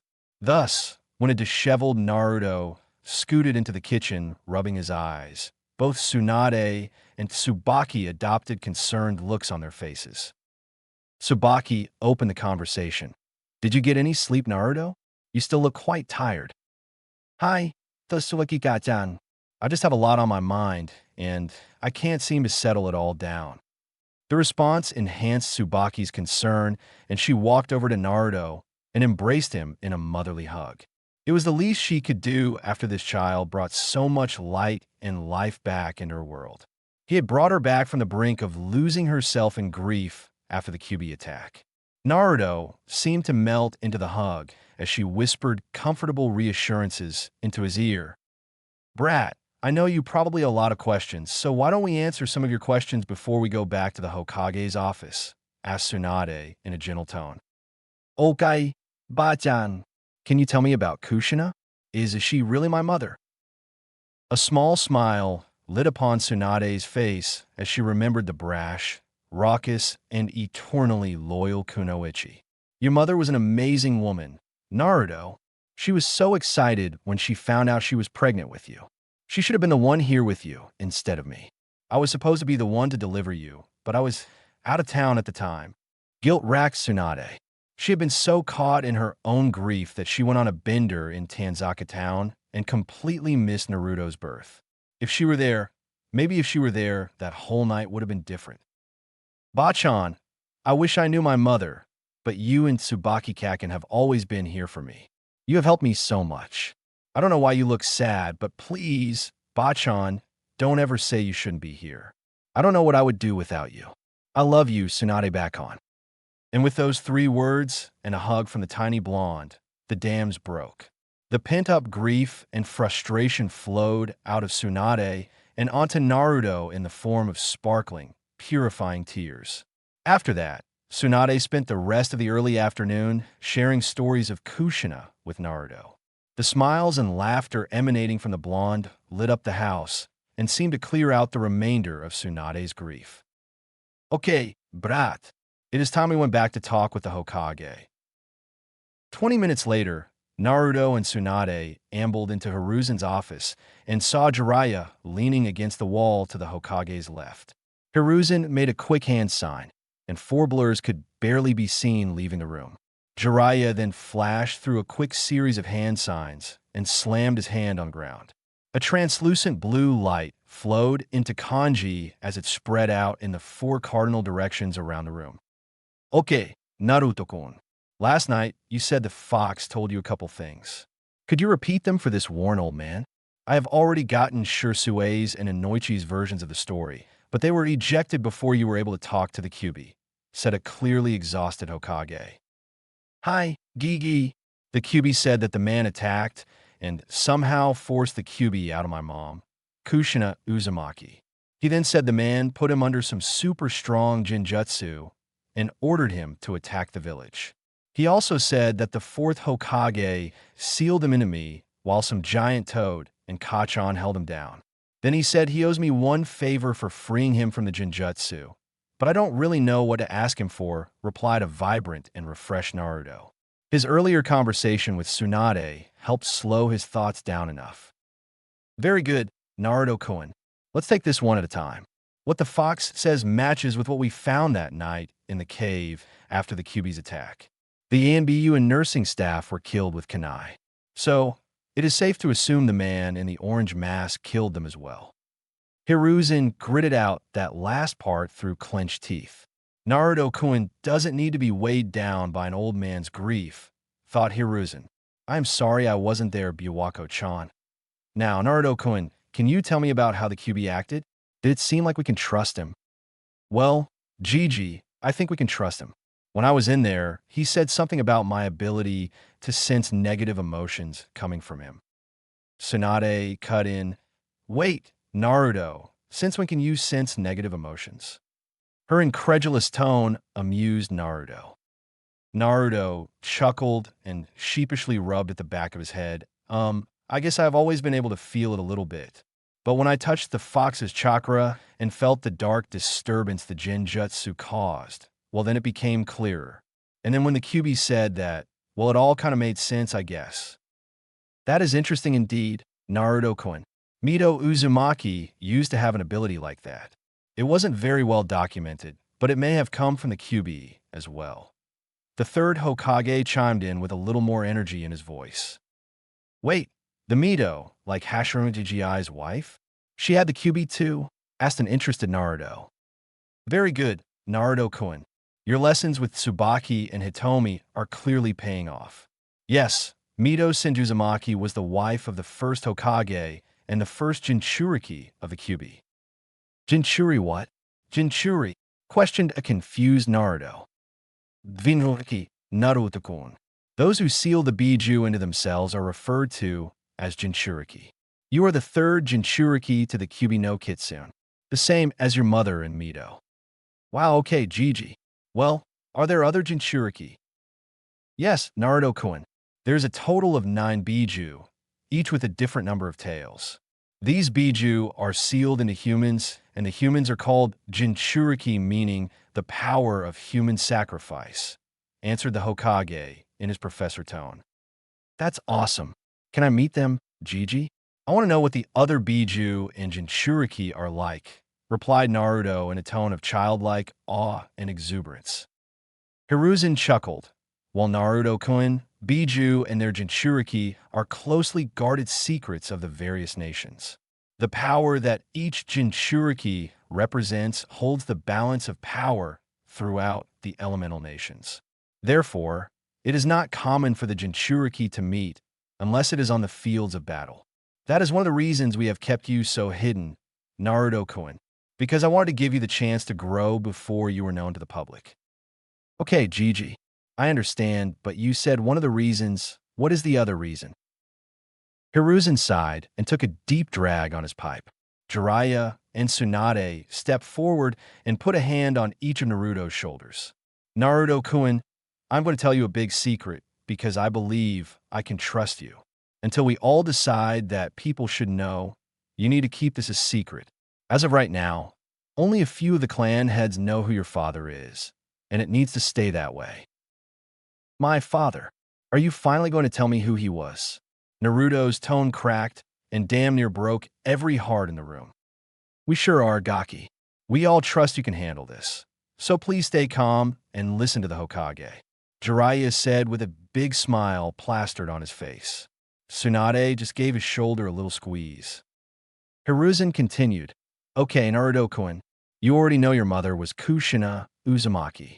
What you may not know about her is that she was the Whirlpool Princess. In her home nation of Uzushiagakure, she was the daughter of the last Kage before its downfall. And your father was Minato Namikaze, the fourth Hokage. Hiruzen let that hang as he observed the boy. His eyes were wide and shining with a layer of yet-to-fall tears. His mouth was hanging open as he slowly turned his head and looked at the portrait of his now-known father. The man had big azure blue eyes and the same shade of sun-kissed blonde hair that he did. He had 2 bangs framing his face and wore a Jonin flak jacket with a white haori laid over it. The confidence and power he exuded could be felt from his portrait alone. As Naruto was lost looking into the portrait of the fourth, Hiruzen walked over to said portrait. He opened the picture that was set on some hinges to reveal a seal that was kept behind the picture. Hiruzen channeled some chakra into the seal, and 2 scrolls popped out. He handed the scrolls to Naruto and said, Your parents made these letters in case something bad happened to them. In the ninja world, letters like these are needed to make sure loved ones get closure. Your parents gave these to me the night before you were born, Naruto-kun. Naruto hesitantly accepted the letters. With tears in his eyes, he opened the scroll that had a red hemming around its edges. Naruto looked down at the scroll through tear-filled eyes and read to Naruto-kun from Kushina Uzumaki Namikaze. Anata, Naruto-kun, if you are reading this, it means something happened to me. I am writing this the night before I give birth to you. I cannot put into words how excited I am to meet you. For these past 9 months, you grew in me and my love for you grew every single day. Your father is a great man. If something happens to me, then you can trust in him.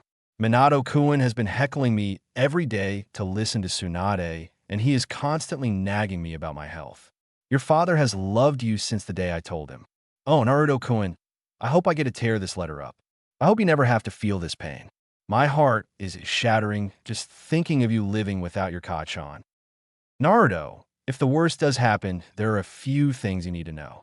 I left the whole Konoha version of the Uzumaki clan scrolls in your father's study. The scroll is secured behind an Uzumaki blood barrier, and it is the one that is red. Use it wisely. Use it to grow strong to protect yourself and those important to you. Second, Uzushiaga Core fell 12 years before your birth. I never got the chance to go back there. If you can make it there, please secure our heritage. In the small home on the northwest outskirts of the village, there is a seal array.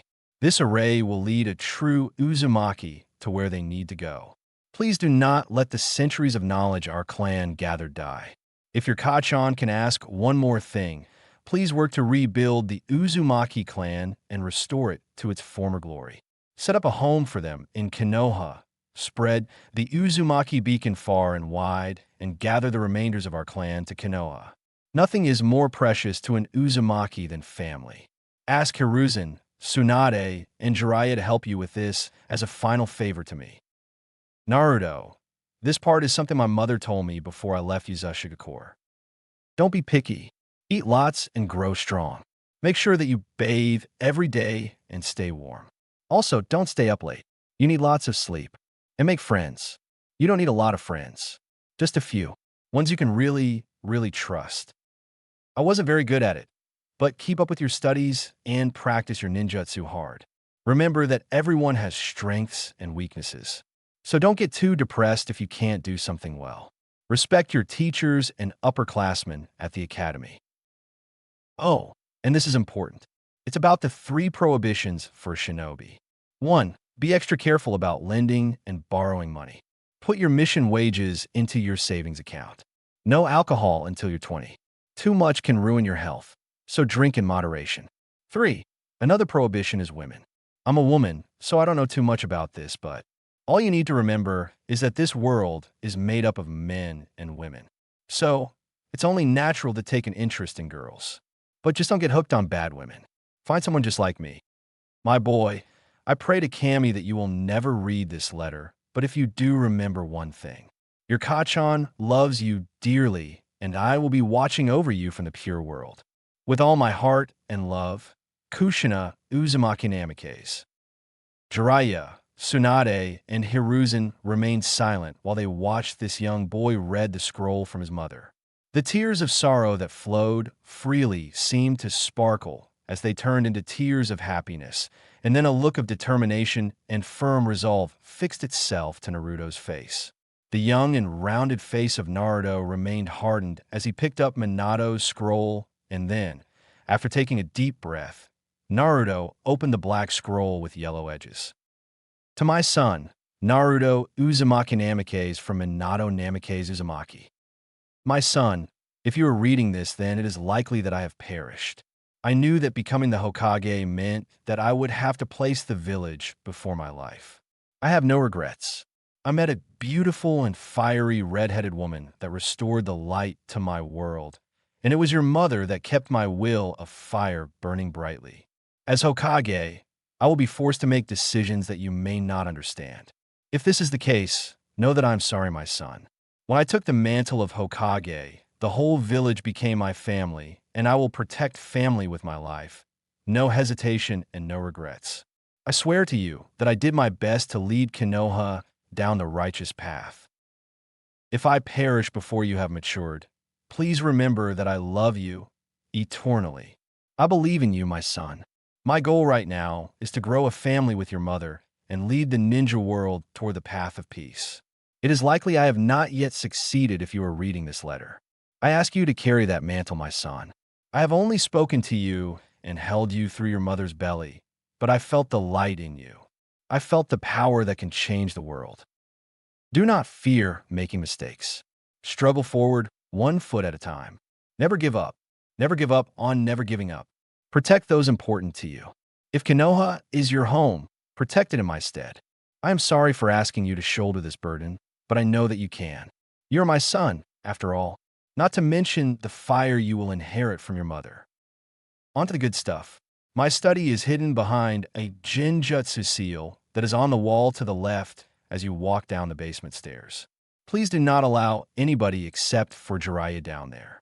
If you do so before deactivating the security seals, it is likely they will die. I ask you to guard that library diligently, and please do not let outsiders gain access to our clan's knowledge. I have no doubt they will pressure you for it. Once again, I trust you to make the right decision with this. Use prudence, my son, and use what I have left you to accomplish your goals. I will love you, always and forever. Minato Namikaze Uzumaki. After this letter, Naruto looks down through half-lidded eyes as sees some extra, hastily written sentences. Naruto, the QB is attacking Konoha right now. I took the time to write this because I want you to know why I chose you to seal the beast. You are an Uzumaki, which means you will have enhanced vitality and a denser chakra that can handle the strain the QB will place on your body. Furthermore, I cannot ask anyone to do something that I am not willing to do myself. I am sorry to burden you with this. I only pray that Konoha will honor you as the hero you are. In case they do not, let me be clear. You are the vessel of the QB, not the QB itself. A man in an orange mask, with a single Sharingan eye on the right side, attacked us right after your birth. While I saved you, he ripped the QB out of your mother. For what it is worth, the QB is under a Jinjutsu. So if you talk to the beast, know that this attack was not purely its fault. I made the seal to slowly incorporate the QB's chakra into your chakra pool. The seal will purify the QB's chakra for you. This is a great power, my son. Learn to use it wisely. With love forever, Minato. Naruto took a couple minutes to compose himself. His breathing was erratic, and once again he felt the whirlwind of information storming through his mind. Tsunade embraced him from behind, and Jiraiya squatted down in front of him to get on eye level. Naruto, we wanted to tell you, but I am sure you will come to understand how serious this information is. We are here for you. We will help you. When you are ready, you can let us know. With a ruffle of Naruto's hair and a squeeze to his shoulder, Jiraiya stood up and backed away. Once Naruto had calmed his breathing, he started the conversation. Gigi, there's a lot in here. I need to go to my dad's study. He told me where it was and how to get in. The only one allowed to come with me is Jiraiya Kyofu. He is the only one keyed into the security seals. After a breath, and with deadly seriousness, Naruto continued. My father added to his letter the night of the QB attack. He informed me that the man in the orange mask with the Sharingan was the one who attacked. Hiruzen sat up straight and looked at Jiraiya. My previous orders on this stand. Find him. We need to stop him before he makes another attempt on Konoha. Tsunade walked to Jiraiya and embraced him. During their embrace, she whispered, "Be safe, Baka, and come back to me." This moment of intimacy brought out the long-repressed pervert in Jiraiya.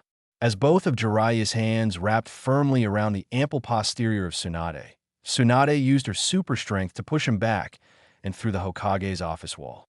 The loud crash brought the attention of the ANBU, which made Hiruzen sigh and wave them off once again. Okay, Naruto-kun, why don't you return home and start searching through your father's study?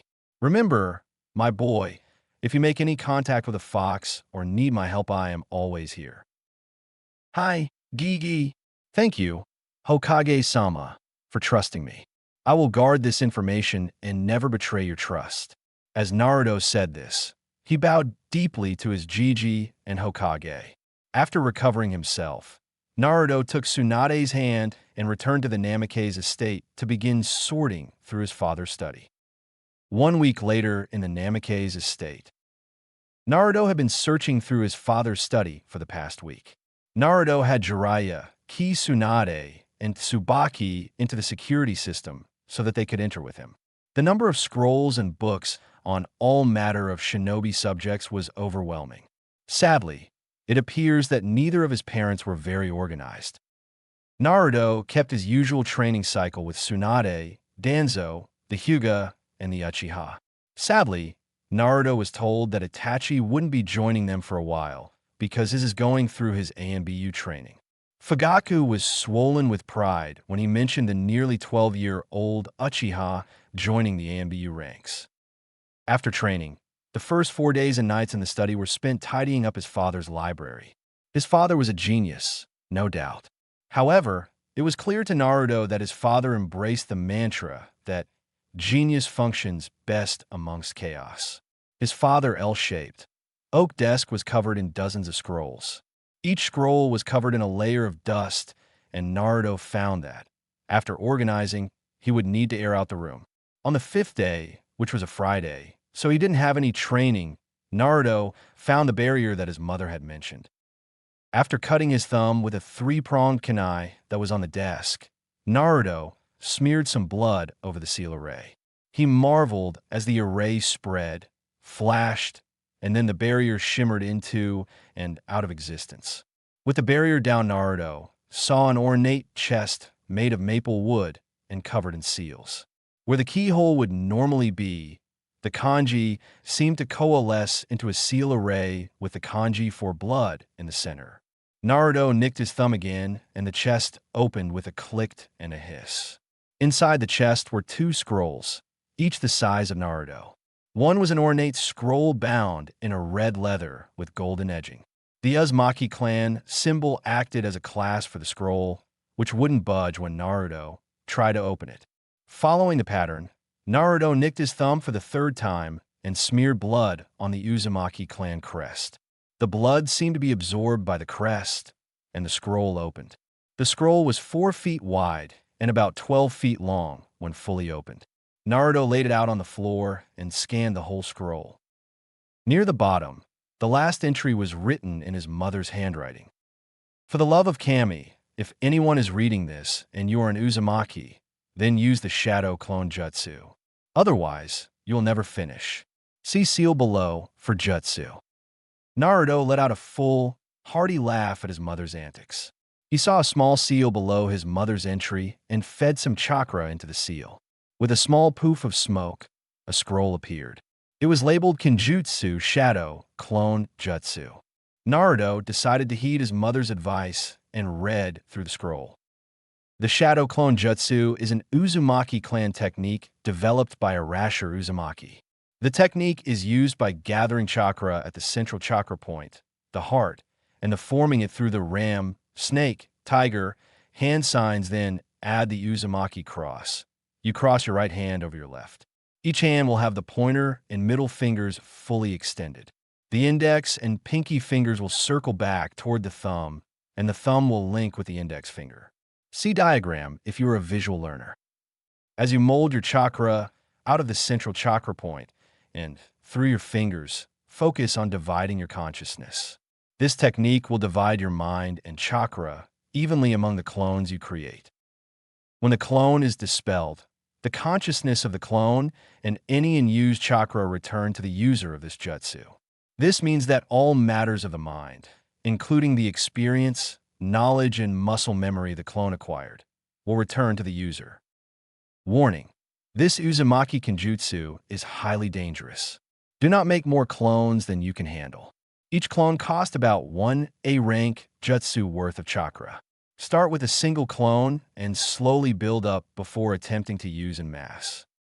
Along with the memories, the clones will return all mental fatigue incurred throughout their existence.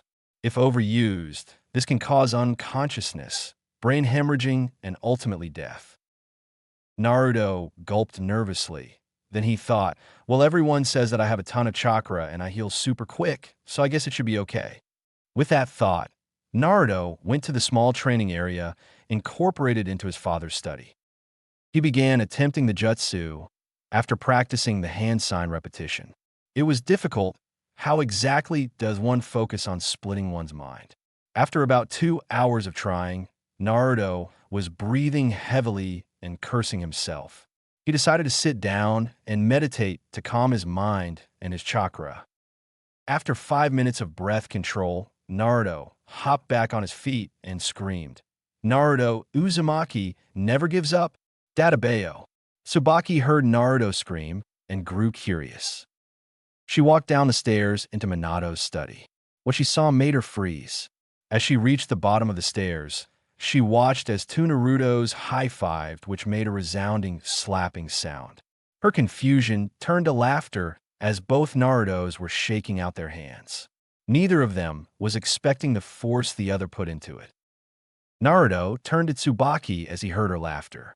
"I did it, Tsubaki Kaken," screamed two elated Narutos. Not knowing which one to look at, Tsubaki addressed both of them and said, "That's great, Naruto-kun. Mind telling me what you have done?" She paled when she heard him say the shadow clone jutsu. She knew that this was a Jonin-level technique. "And where, pray tell, did you learn such a technique?" "That technique is much too difficult for someone your age. I learned it in Mom's scroll." "Don't worry, Tsubaki Kaken, I got this. I read all of the warnings." "Warnings?" Tsubaki asked as she grabbed the scroll that was near the edge of the training room. She paled when she read the list of potential side effects. "Naruto-kun, you should not be doing this jutsu. You could get severely hurt." "Don't worry, Tsubaki Kaken. Everyone says I have tons of chakra and heal super fast. Even after making this clone, I don't feel tired at all." "Hey, Tsubaki Bakon, will you take this clone far away, tell a secret, and then punch it hard for me?" Why would I do that, Naruto-kun? That seems kind of dangerous and mean." "Oh, small question. It is just a clone, and I need to test something out." At this, the clone adopted a nervous look on its face and nodded at Tsubaki. "Okay, fine Naruto-kun. Small you." She giggled as she walked around the corner. She then told the clone her secret and then bonked it hard on the head, which transformed the Naruto into a puff of smoke. She walked back into the training room and looked amused as she took a Naruto. The boy was rubbing the top of his head and had a faraway look in his eyes for a second. The depth of the brilliant, azure blue eyes returned, and Naruto beamed at her. "It worked, Kaken. It really worked. You told me you love running your hands through my hair when I sleep. Oh, and I owe you a foot massage for doing this favor." "Oh, okay, I guess." Tsubaki just shook her head in an amused fashion as she walked back up the stairs. "Dinner is in 1 hour, young man. Do not be late." 1 hour later, Naruto walked into the kitchen doorway. Tsunade looked up and greeted him before returning to her medical report. "Hiya, Bakon!" cried out Naruto as he took his seat next to Tsunade. She nodded, showing that she had heard him. "Good evening, Bakon," said another Naruto as it sat down on the other side of Tsunade. Once again, with her attention focused on the report, she muttered, "Hiya, brat." A third Naruto walked through the door, up to Tsunade, and gave her a kiss on the cheek. "Let's eat, Bakon. I am famished." This roused Tsunade from her report, and she looked up incredulously. Incredulity turned to shock as two of the Narutos popped out of existence. Naruto guffawed at the look on Tsunade's face. "I got you good, Bakon," exclaimed Naruto with mirth in his voice as he fell out of his chair and started rolling on the floor while clutching his stomach. Tsunade couldn't believe it. She couldn't believe it at all. This brat at roughly 8 years old just casually used 2 Kagabunshin to pull a prank on her. "Naruto, how? When were those Kagabunshin?" Naruto started recovering from his laughter as he stood up, looked at her, and just said, "Yup, found my mom's scroll." The last entry from her said that anyone reading the scroll should first learn the Kage-bunshin, or otherwise learning everything would take too long. "And before you say anything, Bakon, I know the risks. I started practicing it 3 hours ago, and I can already make 2 clones." Incredulity returned to Tsunade's face. "Brat, you're telling me you learned the shadow clone technique, a Jonin-level jutsu, in under 3 hours?" After a proud, "Yup," for Naruto, Tsunade just shook her head and smirked. "Well, brat, I guess this means I can train you about, 3 times harder on Monday." Naruto's giggling and laughter ceased, and his face paled a bit. Then he shook himself out of it and said, "Bring it on, Bakon. You better give up on trying to make me give up." Databeo. Chapter 5. Unprecedented Growth. If anyone asked Naruto why he trained so hard, they would receive a smirk from the blonde. He would point at them and say, "Because I got to protect everyone. Once I have done that, I'm going to be the Hokage, Databeo. After I become the Hokage, I'm going to bring peace to the ninja world. He gave this answer to each of his trainers, the Hokage, and each of the clan leaders. They had all gathered to watch Naruto's progress test on his 9th birthday. The blonde had worked hard over the past year in all aspects of his training. As Naruto was stretching and preparing to fight some guy the Hokage appointed, Naruto reflected on the past year. Tsunade held to her promise with Naruto. After Naruto showed off his shadow clones to Tsunade, she would have him create as many shadow clones as he could while still being able to make it through his training. It started with 3 clones and grew to be 50 clones, his current limit. Naruto would have his clones focus on 3 areas. One group of clones would focus on chakra control. This group would be seen sitting on the water, attached to trees, and trying to keep leaves stuck on various points of their bodies. Typical chakra control stuff. Naruto was extremely happy he could put this work off on his Kagebunshin. The next group will be seen reviewing medical texts. Since Naruto's mind had matured rapidly, he was starting to soak in the medical knowledge. He earned his field medicine certification from Shizun. The last group was attempting to incorporate chakra control into their taijutsu. The many fist-sized holes and missing bark that marred the trees around the Namake's training ground were testament to this. Finally, Naruto himself would go with Tsunade with the remainder of his chakra and endured her physical training. This included spars, tasks like throwing boulders 3 times his weight, and other various absurdities. The density of Naruto's chakra allowed the boy to strengthen his body to absurd proportions. When the Hokage was watching through his crystal ball and witnessed Naruto pick up a 300-pound stone, then Naruto threw said stone 20 feet. The Hokage's pipe fell out of his mouth, and then the old man fell out of his chair. Needless to say, this training was working for Naruto. On Tuesdays, instead of 1 Hyuga, Naruto would get 2 or 3 of them at the same time. Neji and Hinata loved tagging along as well. When Hayashi turned up to a training session and saw 5 Narutos going through katas, he knew that he would have to step up the training. He started bringing multiple members and dividing up Naruto's studies. When Naruto told him that he received the clone's muscle memory, Hayashi would start each training session with a progressively larger number of shadow clones doing katas. Hayashi and Hisashi became accustomed to walking down rows of clones doing katas and pointing out mistakes. When Naruto shared his mother's Whirlwind Fist scroll and his father's Hummingbird Fist scroll with the Hyuga and asked them to help train Naruto in the katas, they both agreed. These training sessions evolved into clones being divided into squads, and each squad had a head clone and would study one taijutsu style. And how Naruto devised the squad leader concept will be covered later. After an hour of katas, clones would break up with their Hyuga instructors and cover aspects other than the shinobi arts. Hitomi was Naruto's champion. She would provide scrolls on political etiquette, everyday how-tos like how to cook, clean, and organize. Hisashi was a previous member of AMBU tracking and capture team. He taught Naruto how to track and avoid being tracked. In 1 year, Hayashi was floored by the blonde's progress. It got to the point that Naruto would spar with Neji, Hinata, and one of the 2 Hyuga twins at the same time. Neji was infuriated that Naruto could beat him with a single shadow clone. He was a Hyuga for Kamisake, and everyone in the clan said he was a prodigy. Finally, a week before Naruto's 9-year-old progress test, Neji hit his boiling point and blew up on Naruto. "That's it. I am done training with you. I cannot even beat a Kagebunshin," screamed out a frustrated Neji. This paused the other spars and drew Hisashi over. Naruto felt bad. He knew the advantage he had over Neji. "Neji, don't think about like that. I am not just some kid.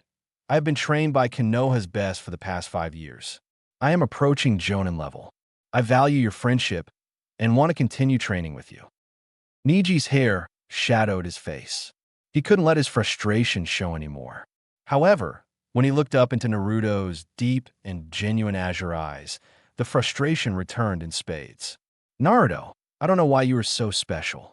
I know you are strong, but last year we were on an even footing. Now I can't even land a hit on you. You were my rival, but now you are so far ahead, I can't even see you anymore. Neji, please." No, Naruto-san. I am done training with you. Next time you see me, I will be stronger. I will beat you. Until that day, I do not wish to continue training with you. Naruto was dejected. He had bonded with Neji so much over the years. The training sessions were his link to Neji because that was their common interest. Through the training, Naruto had learned of Neji's struggles in the Hyuga clan. Neji had opened up to Naruto about his feelings of resentment toward the main house.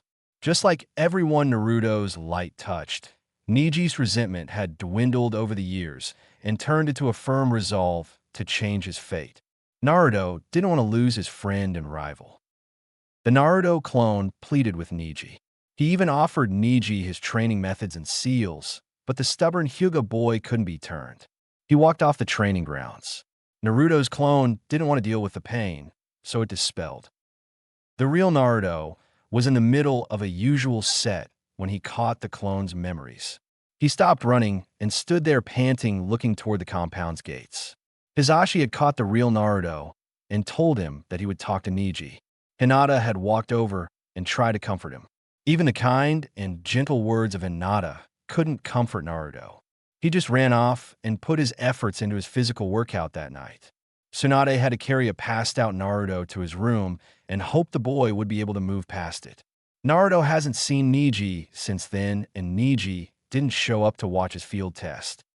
Wednesdays became a Naruto's hardest day. When Danzo showed up to 5 Narutos meditating, he was floored. The boy could use Kagabunshin at this age?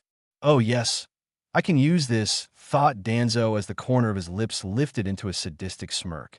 Danzo knew the boy had fire and wind affinities. Naruto had long since mastered the stage 1 elemental chakra control drills. Naruto had massacred those poor leaves by the hundreds while learning to control his elements. Now, Naruto started his training sessions by massacring leaves by the thousands. Danzo had to have an ANBU come out and replace the bare trees every couple of months. The poor, inanimate vertical logs didn't stand a chance against a growing horde of shadow clones that were learning their elements. Danzo started each training session with stage 2 chakra control. The cuts from the out-of-control wind and the burns from fire always left Naruto a sight after his first hour of weekly training with Danzo. Remarkably, the boy would heal the wounds in less than an hour and continue with his training. Through use of the clones, Naruto had mastered the Gale Palm, Wind Cutter, and Great Breakthrough techniques. The Gale Palm is a C-rank technique where Naruto gathers wind chakra to his hands and slams them together. This creates a blunt force wind that Naruto uses to accelerate his thrown shuriken and kunai. The Great Breakthrough is supposed to be a C-rank technique where the user gathers wind chakra in their lungs and expels it over a wide area. This is a wide area, mid-range attack that Naruto has been taught to create openings or strengthen his fire Jutsu. It should be noted that the damage produced by this technique when Naruto mastered it made Danzo say that it easily reached B rank.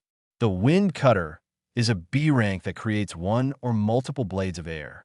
This is a slicing and lethal technique that can be launched from a distance. The further away the target, the less sharp the air blade is. Currently, Naruto can easily cut through a tree with his Wind Cutter if he creates a single blade. If he creates multiple blades, the technique loses penetration the more he creates.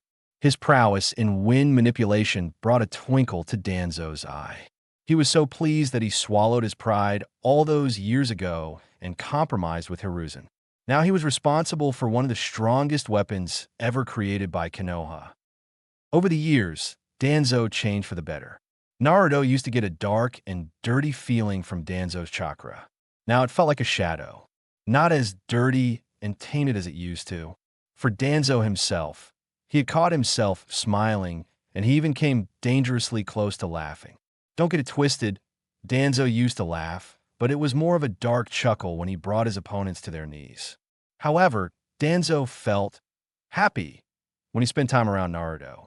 It was weird to everyone that had known the man over the years.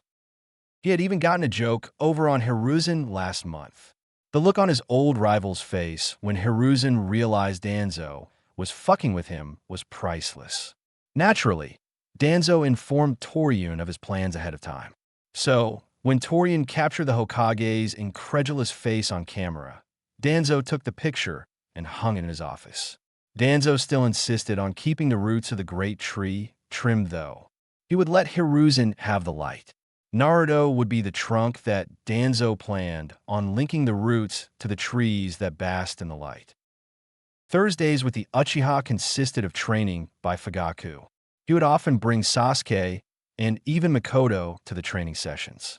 When Mikoto had heard about Naruto's prodigious talent, she had to see her best friend's child for herself. When she witnessed the effect Naruto had on Fugaku, she insisted on being part of Naruto's training. Although she was inactive for many years since Itachi's birth, she was still a formidable kunoichi in her own right. The two senior Uchiha would train the boys on fire jutsu. It was an Uchiha specialty after all. When they witnessed Naruto's training program with shadow clones, things accelerated. Fugaku had Naruto manipulating flames for his Stage 2 training. After Naruto burned through his 5th shirt, he just stopped wearing them to fire training. Naruto's fire manipulation Stage 2 training would be expanding the flames of matches until they were the size of fireballs or shrinking a campfire flame down to the size of a pool ball. It was hard training that took Naruto 8 months of the year to truly master. After Naruto's elemental control training came meditation and then fire jutsu training. Naruto absorbed fire jutsu much like he did wind. He found out from the Kyuubi that fire was its element, and since Naruto had been purifying the Kyuubi's chakra since birth, he had an incredibly high affinity to the fire element. Sasuke adopted a similar attitude to Neji. When he saw Naruto speeding past him, he grew frustrated and the training became counterproductive for him. He would still come to the training since it was pretty much the only time that he was guaranteed Fugaku's attention. However, at the earliest opportunity, he always got out of sight of the horde of Naruto clones that were practicing. It was just too frustrating to see somebody his age leaving him in the dust. He already had an inferiority complex from Itachi. Now Naruto compounded that. Sasuke was just glad that Naruto didn't come to the academy. Otherwise, he would never get recognition as the best. Naruto's fire jutsu grew from Fugaku's training. The man insisted on complete mastery before Naruto learned another technique. Fugaku defined complete mastery as being able to use the jutsu with 3 or less hand signs. With the Great Fireball Jutsu, it took Naruto a month to get it down to 1 hand sign. It was a basic fire jutsu, so Fugaku insisted on Naruto using the technique with just the tiger hand sign. This was tricky because the Great Fireball Jutsu consisted of inhaling, holding the air in your lungs, and infusing the right amount of fire chakra into the air while in the lungs. Too much, and you would burn the lungs. Too little, and the flame wouldn't ignite upon release. Naruto had a sore throat that whole month. The next problem of using 1 hand sign came because it made it more difficult for shape manipulation. Sure, just using the tiger hand sign could convert chakra into a fire nature, but Naruto struggled on getting it to hold its form and hit his target. As Naruto's fire mastery improved, so did his control over shape and accuracy. After demonstrating mastery of the Great Fireball, Fugaku taught Naruto the Fire Flower Jutsu. This is a jutsu that can spit out multiple, smaller fireballs. It is a mid-range jutsu that is typically used to trap or guide enemies into an advantageous position. By the end of the year, Naruto had gotten this jutsu down to 2 hand signs, boar and then tiger. Naruto ended this year of training with the Uchihas giving him a scroll for fire-style flamethrower jutsu.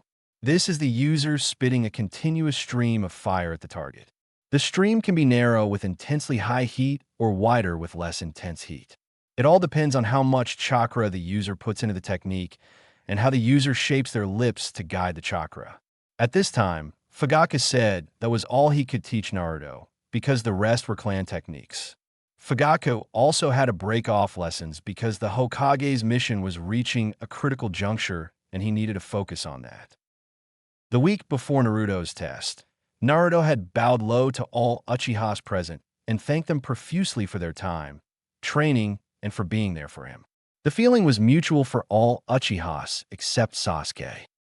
Now, before we get to Fridays, a couple of things happen in Naruto that need to be addressed. The first major realization that Naruto has was that processing the memories of multiple shadow clones was dangerous, with a capital D. When it was just a couple of clones training for a couple of hours, it hurt when he dispelled them.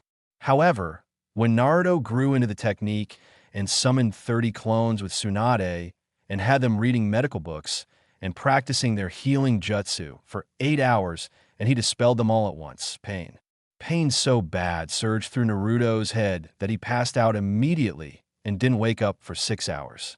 Tsunade then told Naruto to dispel them one at a time. However, when he dispelled each clone, Naruto had to process the memories.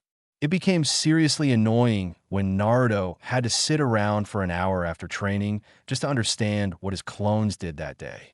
Then an idea came to him that he ran by Tsunade.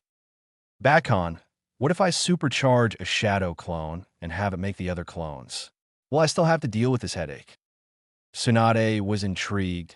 She occasionally used shadow clones, but never in the number Naruto did and never for training. I don't know, Brat. While I am here, why don't you give it a try for this training session? Thanks, Bakon.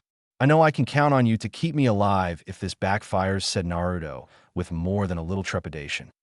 Tsunade returned his comment with a wry smile and waved her hand, telling him to proceed.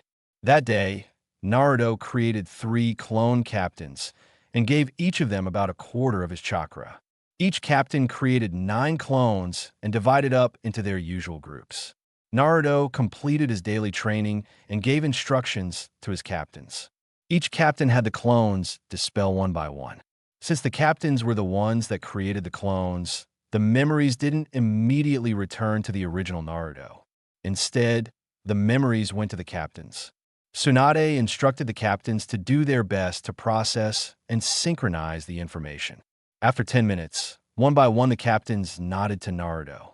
The first captain dispelled, and Naruto felt the surge of information and fatigue. But he had to guess. It was about half the normal strain from the many clones training all day. He nodded to the next captain and was once again hit.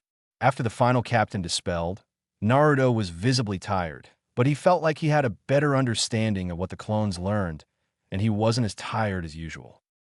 From that day forward, Naruto used the clone captain method in his training, which reduced the strain on Naruto and increased his growth rate even further.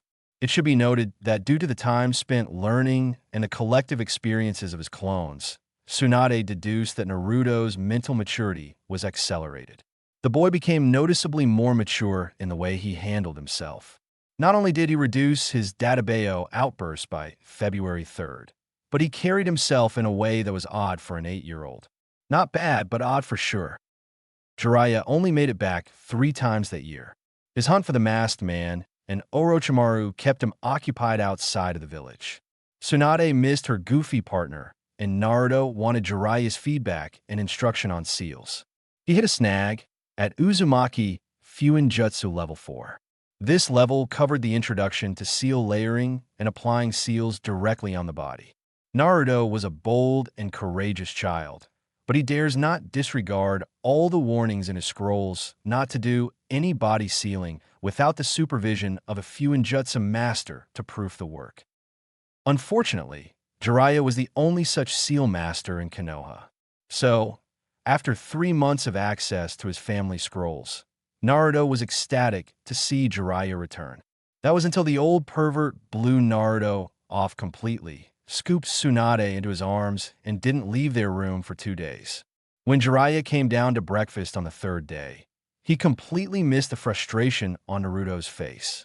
It didn't help that Naruto had a perverted old fox in his head that kept alluding to what Jiraiya and Tsunade were doing.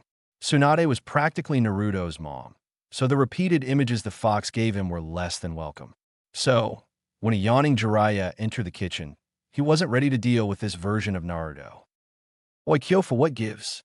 I haven't seen you for 3 months, and you blow me off for 2 days?" screamed a frustrated blonde. Jiraiya seemed to giggle and get a faraway look in his eyes at the word blow. Yes, all degenerates know where Jiraiya's mind went. "Relax, Gaki. I had 3 months of steam to blow off. Well, Kyofu, I've been stuck at level 4 because you haven't shown up in so long. I need you to test me so I can move on. All right, Gaki, calm down. I just woke up. Let me get some breakfast, and you can show me what you have learned. Then I will test you. After a tense breakfast, Jiraiya went down to Minato's study with Naruto, where he saw Naruto's seals laid out for him to inspect. It is clear that the kid prepared for this, thought Jiraiya. I guess I know why he was so antsy. He then picked up and inspected Naruto's seals. For his layering test, Naruto labeled a Fire Nature Chakra seal over an Enhanced Storage seal. Naruto created a clone that took the seal into the training area and held it out in front of him. With one hand signed, Naruto took a deep breath and blew out a fireball. The clone yelled, Katan Fuin. The seal activated and sucked the fireball into the seal. The kanji for fire turned from black into red to indicate that the storage seal was full. The clone then handed the paper to Jiraiya, who inspected the seal again. Good work, Gaki. I have done some seals like this in the past. I would say this one gets a pass. You will need to work on a release method for the jutsu, so the seal doesn't spontaneously combust, but it is a passable layered seal. Naruto beamed with pride and moved on to the next seal. After inspecting and testing multiple seals, Jiraiya asked, So what do you need me for, Gaki? All of these are in working order. Naruto tossed the Fuin Jutsu Level 4 book at him and pointed to the final test and the note that said it should only be done in the presence of a Fuin Jutsu Level 6 or above master. Okay, Geki. What seal are you going to try? I want a basic storage seal on each wrist. I have prepared the ink by infusing it with my blood and chakra, but I didn't want to do it without you here. Good, Gaki. Go ahead. Naruto created 2 clones that took up brushes and ink. Naruto held out his hands, wrists up. He wanted to ink on storage seals for kunai and shuriken respectively. This would allow his to always be armed and able to respond rapidly to threats. The clones finished drawing the seals and moved back for Jiraiya to inspect. He took a minute looking at each seal and gave a nod of approval. Okay, Gaki, have your clones activate the seals and then try sealing these kunai into your right wrist. The clones moved forward and did so. Then Naruto sealed the kunai and looked up to Jiraiya. Congratulations, Naruto. You are now a Level 4 Seal Master. It was the access to the Level 5 Uzumaki Fuin Jutsu that exposed Naruto to gravity and weight seals and deployable barriers. This too had to wait until the next time Jiraiya was in town, but it was the seals that led to the next quantum leap in Naruto's training. Fridays were a new addition to Naruto's training. This day was dedicated solely toward deepening his bond with the Kyuubi and learning from him. Naruto shook his head as he remembered going into his mindscape to visit the Kyuubi 2 weeks after their initial meeting. Flashback. Naruto had trained and asked each of his instructors how they would handle his request for the Kyuubi. Tsunade, Tsubaki, and Hiruzen all fell on the hesitant side of the approach. They didn't know how to feel about the Kyuubi or if it could be trusted to honor any promise. Hell, they just learned the Kyuubi was sentient 2 weeks ago. The Hyuga advised treating the Kyuubi with respect. Hayashi picked up on the creature's proud nature through Naruto's recounting of their initial meeting. Danzo said to ask to use its power. No surprise there. Mikoto, Fugaku, and Shursui wanted Naruto to apologize on behalf of the Uchiha and encourage caution. Any being as proud and powerful as the Kyuubi needed to be approached with caution. Jiraiya told Naruto to ask it what he could do to earn its cooperation. This approach seemed like the most attractive approach to the fated pair. Thus, after meditating and thinking about how he should approach the Kyuubi, Naruto firmed his resolve and sank into his mindscape. He walked through the hallway, noticing the doors that seemed to be growing in number. He had doors now labeled Fire Jutsu, Wind Jutsu, Fuin Jutsu, and different variations of his taijutsu.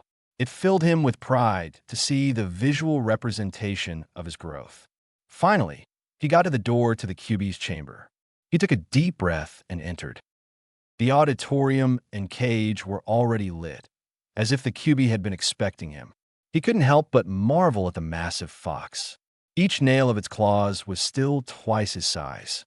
The Biju was once again resting its head on its paws, but its eyes were tracking him as he approached the cage.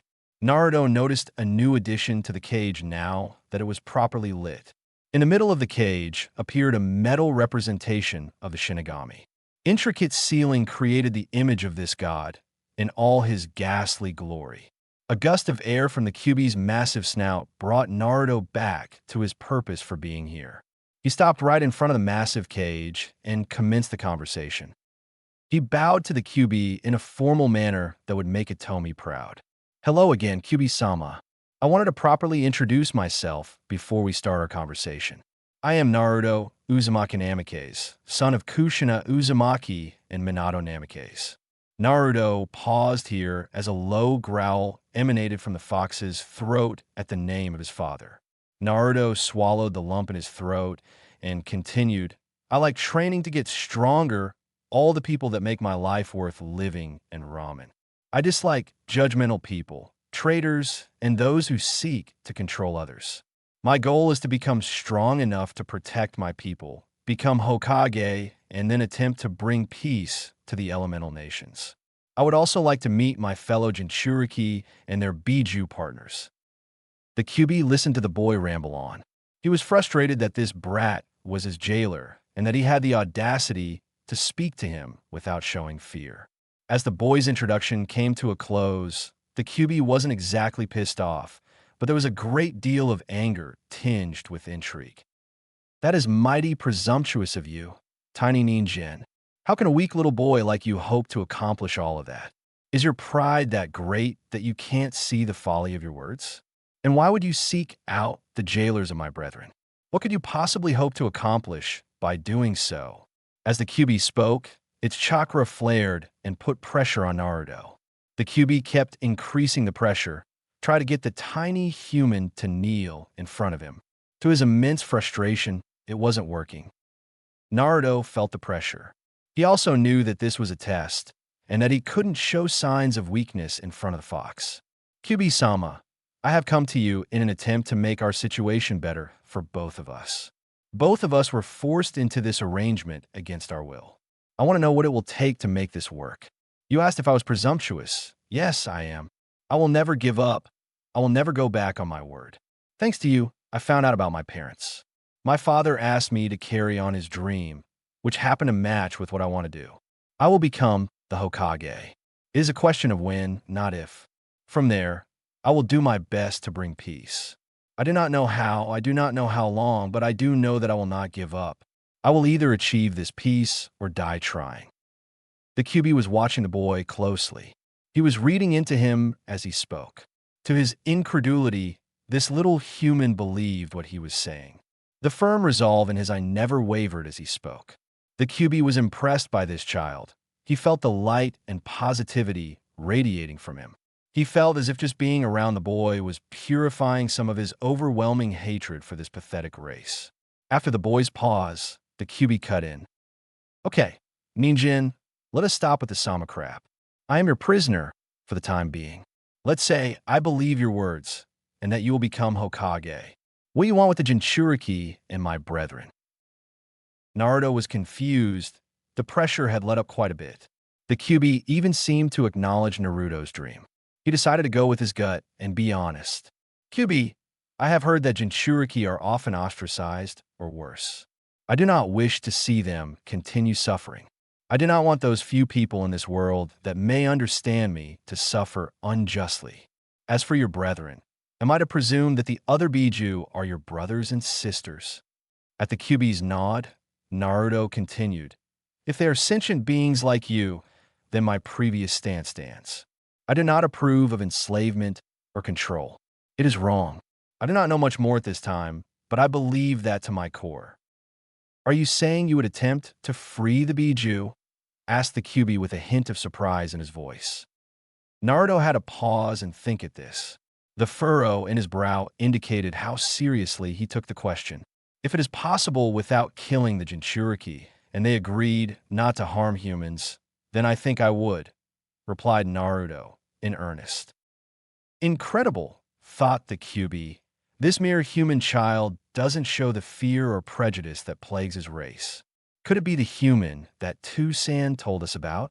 Preposterous. We have waited centuries, and the one never showed up. This human is just a boy. There is no way his resolve will stand. Despite the QB's thoughts, this was the first ray of hope that had ever reached the incarnation of hatred. The sage created the Biju to represent different aspects of the world and human nature. The sage imparted the QB with the task to keep the evil of this world in check. After centuries of dealing with the worst side of humanity, QB's hatred grew, and he began to doubt his father, the sage of six paths. His thoughts were interrupted by Naruto. QB, if I may ask, aside from getting out of here and killing me, what is it you want to do? Now, it was official. The QB was floored. In fact, he was so stunned that he had to blink to reset his vision and make sure he wasn't back under some genjutsu. Well, Tiny Ninjen, I have been imprisoned for over a century. If it were possible, I want to stretch my legs. The seals of Mito and your mother had me pinned to an eternal sun, and then your mother had me bound securely in chains. This seal is more spacious, but I haven't seen the forest in so long. Naruto blinked. Of all the responses he was ready for, that was not one of them. Naruto approached the center of the cage and the symbol of the Shinigami, and the seal appeared in front of him. Naruto put his hand on the seal and focused. It should be possible for him to do this. It is his mind, after all. He concentrated hard for nearly 5 minutes. The QB watched the boy with interest. Suddenly, there was a flash of light, and everything went white with only a translucent barrier separating the QB from the boy. Slowly, fields of grass emerged below the QB. Then a forest of giant redwood trees appeared in the distance. A giant lake formed next to a massive rock that the QB could fit comfortably on.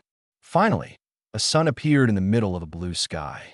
The sun radiated the warmth and purity that the QB felt from this child. The QB couldn't take it anymore. He was at his wit's end. He forced himself to ask the question that he had been barring from escaping his throat. Why? Why would you do this for me, Ninjen? The massive fox couldn't hide the surprise and bits of awe from entering his tone. The way I see it, we are stuck with each other. Till death do us part, as Tsunade Bakon said. If I have a happier guest sealed in my stomach, I figured it would probably make my life easier as well. The QB grunted at this. Very well, Ninjen. This is the second favor that I now owe to you. This is a much better prison than I had previously. Now I ask that you state your request for me. As I have previously stated, I do not enjoy being in debt to others. The QB watched this tiny meatball. The feeling from earlier grew in his chest. Maybe he could try trusting someone this once. If this Ninjen gets out of line, then he would flood the seal, kill the human, and then hope he could reform. He really didn't want to do that. Dying hurt bad enough. But the process of reforming was far worse and far more painful. Well, QB, I had prepared one request, but I wasn't ready for a second. However, I know what I want to know. First, what is your name? I presume the QB is just a title. Second, until I die or find a way to safely remove you, would you consider being my partner and helping me achieve my goals? That did it. The QB was done. His brain, formed of pure chakra, short-circuited. The shock of a human child talking to him and being nice was one thing. The child being able to control his mind and shape his prison was something entirely else in and of itself. Now, instead of power, abilities, or some other form of narcissism, the child asked for his name. And to be his friend? Cammy, if you're messing with my I swear I will devour you. Father, if this is not the child you promised, I will give up on humanity forever and devour this world. Very well, kid. My word is my bond. I will uphold my end of the deal, but there are conditions for this. To us Biju, our names are sacred. You are never to share my name unless I deem the human worthy of knowing it. To all humans, you will refer to me by my title as the QB no Kitsune. For your second request, you will need to earn the right to be the friend or partner of the great QB no Kitsune. Do you agree to these conditions? Sick of being surprised, the QB watched Naruto pass through the translucent barrier and approach him. Confused. No, that's not the right word. Incredulous. No, that is overused. Gobsmacked. Yes, yes, that will do. The Kyuubi was gobsmacked. The human just willingly entered his domain. With a mere flick of the tail, he could take over this human boy's mind. So why wouldn't his tail move? Why wouldn't he jaws crush this tiny, fragile little meat sack? It clicked. Kyuubi knew that this child was the only hope he had. Yami, he was the only hope any of his brothers and sisters had. It was at this point that the Kyuubi slid his proverbial chip stacked to Kami and went all in. Naruto continued at a slow and controlled pace. The pressure of the chakra coming off the Kyuubi threatened to flatten him with each step he took.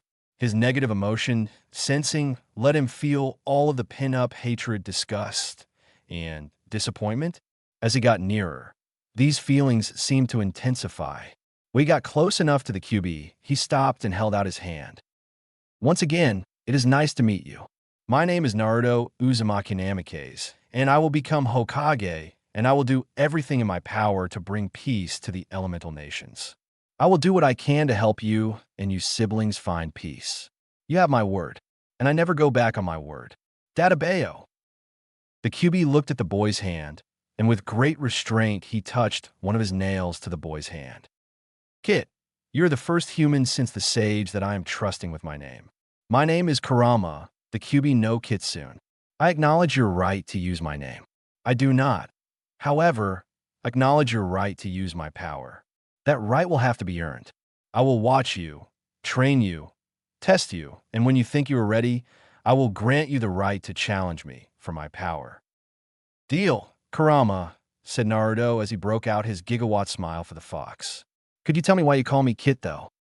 Kit is what foxes call their kids. At this stage, you are a child, and I will refer to you as such. Now, Kit, this has gone on long enough. Leave me to rest and explore my new domain. Next Friday, you will return here for training. You got it, Kurama. Man, that is a sweet name. Bye. As Naruto left the mindscape, Kurama was still gobsmacked by that whole meeting. Never, not once in his wildest Tsukimi-induced dreams, did he think the meeting would go like that. At every turn, the brat surprised him. As he lay down on his new rock and curled up, he felt a peace that had long since been absent come over him as he closed his eyes. As for Naruto, he came out of the mindscape and passed out right there on the floor of his dad's training room. The sheer magnitude of the Kyuubi's presence and that whole experience hit him at once when he returned to reality. Tsunade would check up on him a bit later and carry him to bed. Flashback in Chapter 6. An unknown test. Naruto refocused as he concluded his stretching. He had removed his gravity and weight seals in preparation for this. Jiraiya had helped Naruto paint them onto his body nearly 6 months ago during one of his random check-ins. Naruto found that as the gravity levels went up, he would feel way heavier and get lightheaded. Tsunade was in charge of monitoring the seals, even though Jiraiya and Naruto were the only ones that knew how to adjust them. She was the one who informed him that increasing the gravity levels would make it harder for blood to circulate through his body. Thus, Naruto had to spend months at each level of gravity seal. In order to maintain his progress rate, Naruto used weight seals to act as intermediary gravity levels. For instance, if he set his overweights to 100 pounds, then at gravity level 3 the weights would weigh nearly 400 pounds. Tsunade was very strict about the gradual increase.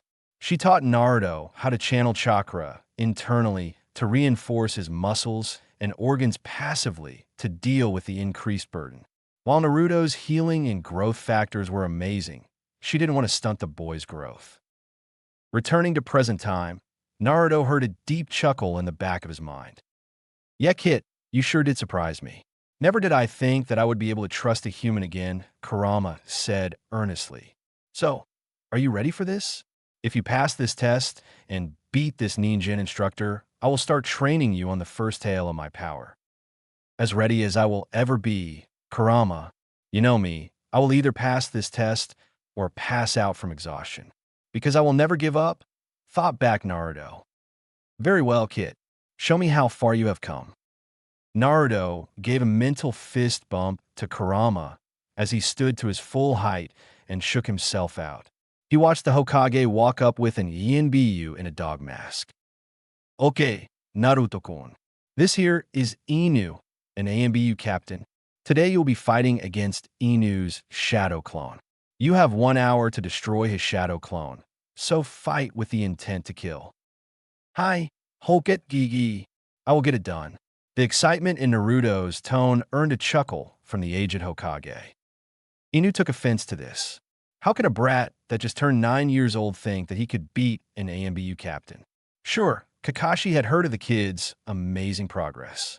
However, genius and prodigy were such overused words in Konoha. It seems one kid every year was given the title. And he was supposed to fight this kid? Yeah, right? Kakashi scoffed internally as he heard the Hokage tell him to get ready. So, he gave a wave and a casual hi to his Hokage. He created a shadow clone and gave it roughly half of his chakra. That should be more than enough to fight the kid for an hour, thought and amused Kakashi. Naruto went to the center of the field. He started saturating his body with chakra in preparation for the fight. Tsunade's lesson had taught him to use chakra to augment his natural speed and strength. When both fighters were ready at the center of the field, Hiruzen stepped forward. Naruto-kun, there are no limitations on your end. Show us what you can do. Kakashi, nothing that will maim or permanently injure the boy. Both fighters replied casually with hi, Hokage-sama, and made the sign of altercation to one another.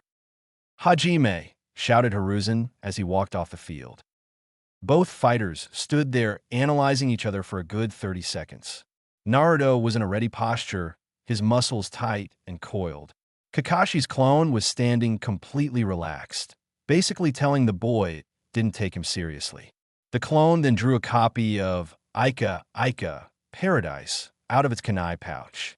This royally ticked Naruto off, so before the clone could even start reading its smut, it was forced to dispel from a chakra enhanced kick to its head. The audience was stunned. I mean, it's not every day you see a child beat an ANBU captain in under a minute.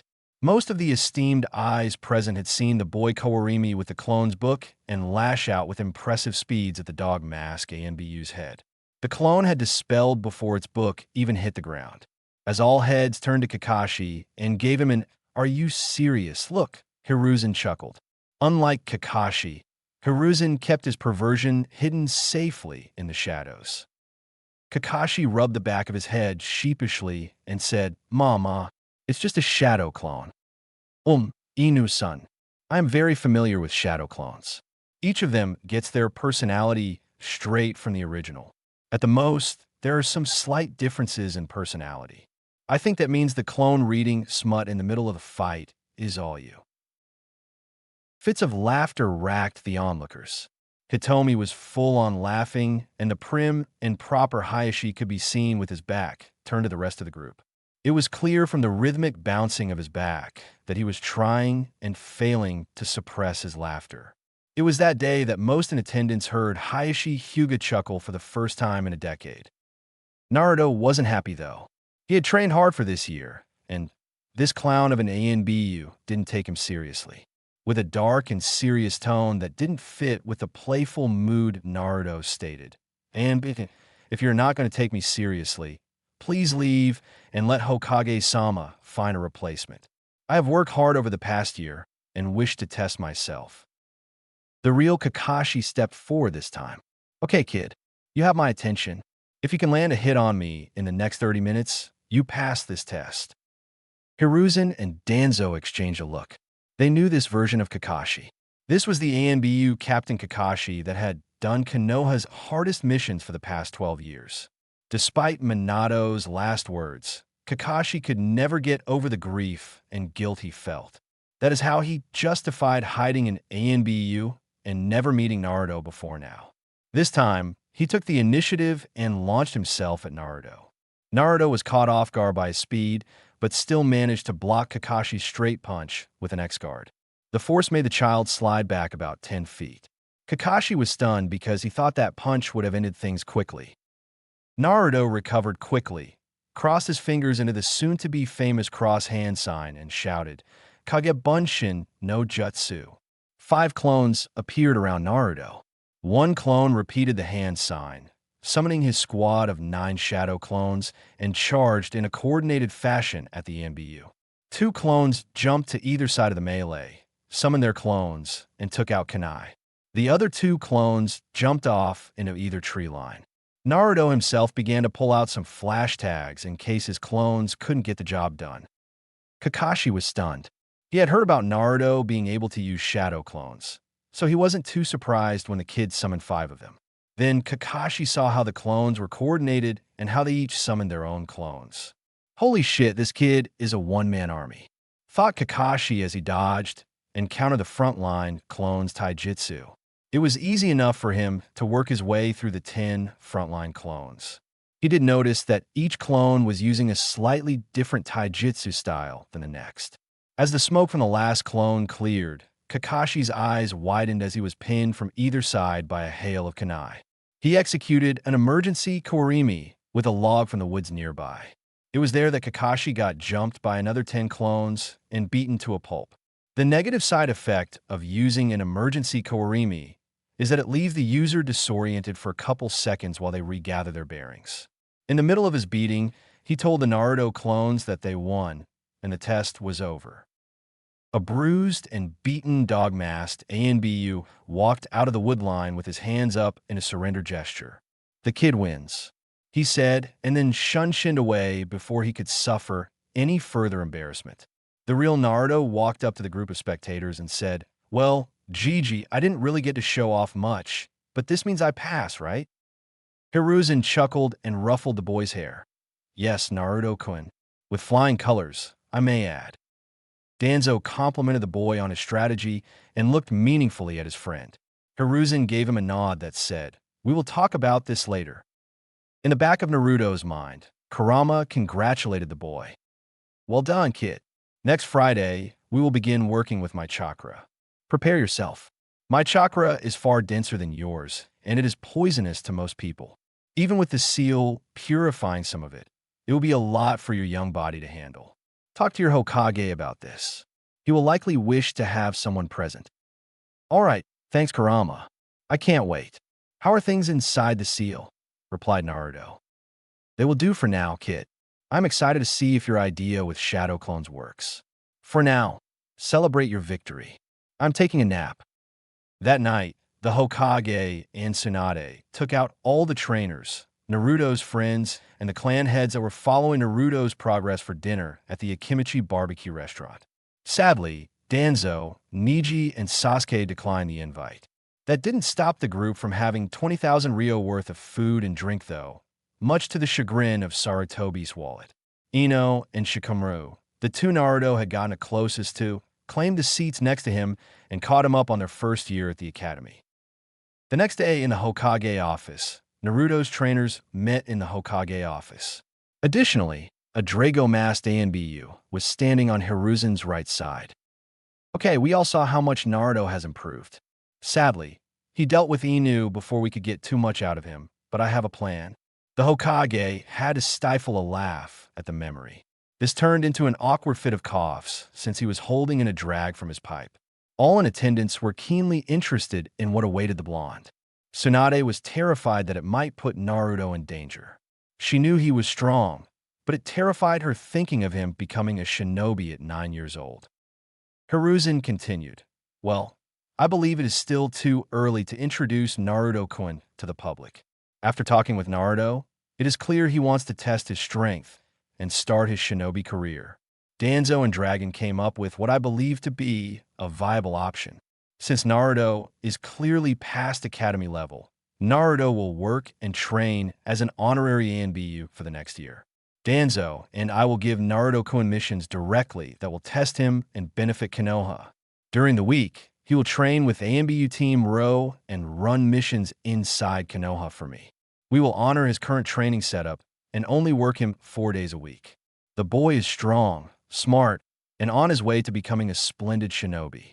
I want to use this year to get him experience around the best shinobi Konoha has to offer." Tsunade listened with a concerned expression on her face. "Sensei, he isn't going to be doing any wet work or fighting shinobi, is he?" Everyone was surprised when Danzo answered, "That is not the plan. Not yet, at least. I have instructed him on some of the darker aspects of a shinobi's life. However, even I do not want to taint the boy's light with blood just yet. Everyone's surprise came from the genuine tone easily detected in Danzo's voice. The third took the pause to cut in. We want Naruto to benefit from the experience of being around highly trained shinobi. Team Ro will remain on duty in Konoha doing basic protection missions, patrols around the village, and other safer duties. I do plan on Team Ro being dispatched to the fire capital in 3 months to meet with the daimyo. It seems Daimyo-sama misses Minato dearly and wants the chance to meet his son.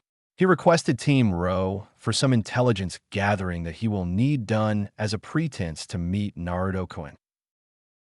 So, he's just going to train and work with ANBU here in Konoha for the first year? Asked Tsunade. Her face and posture had relaxed considerably throughout Hiruzen's explanation. Yes, Tsunade-chan. He will have some other tasks, but this sneaky old monkey will just tell you to wait and see what we have planned. I'm sure you will get a kick out of it. At that moment, a shudder ran down the spine of every clan head in Konoha. 3 months later in ANBU HQ Lounge. Naruto's introduction to Team Ro, where he met Nico, Cat, Kuma, Bear, Hibi, Snake, and Inu, Dog, came the week following his test with Inu. They had welcomed him aboard by abducting him for 2 months of hell in Training Ground 44, dubbed the Forest of Death. Team Ro couldn't get enough of the vibrant new addition to their team, especially since Naruto never stopped taking pop shots at Inu Taicho. Nico and Hibi hogged as much training time as they could with the recruit. For some reason, Hibi thought it was okay to repeatedly smush Kitsune into her massive chest whenever he did something right. Despite Kitsune's protest and Inu's snickers, she was also the one that spent the most time with Kitsune during the training in her home. Yes, this crazy snake lady dubbed the Forest of Death her home, and she declared the sleepless night in the forest fighting oversized snakes, bugs, and other jungle creatures as sleepovers. Kami, Naruto was tired of sleepovers. The quietest member of the team was Kuma, a massive man towering over Kitsune at 6 foot 4 inches. He was the team's frontline fighter and taijutsu expert. He had a powerful earth affinity that he incorporated into a bone-breaking taijutsu style. Kitsune loved his time with the gentle giant. Despite getting throttled repeatedly by said gentle giant during training, Naruto learned something new from Kuma for each beatdown he received. The team bonded together over their training of the blonde. It helped that each team member was given a clone captain to command and instruct. The real Naruto would train with one team member each day and then run off into the forest on some mission that Hibi or Inu would give him. Missions like hunting big ass boars or oversized bears, collecting venom from the giant 8-legged denizens of the forest, scavenging for herbs and spices that could be used to patch his wounds and make dinner tastier. Kitsune swore that almost every mission was him being this sadistic team's grocery boy, although it was a great experience. After 2 months, Naruto had grown into his place in the team. He enjoyed the unique camaraderie that being a 9-year-old ANBU brought. In turn, his team enjoyed the break from shitty S-rank missions that would rob them of sleep for days at a time. They really enjoyed the energy and light that Kitsune brought into the team dynamic. Currently, 3 months into his ANBU career, raucous laughter could be heard throughout the ANBU headquarters. It was all coming from the ANBU lounge where a tiny, blonde Kitsune-masked ANBU was recounting his latest conquest.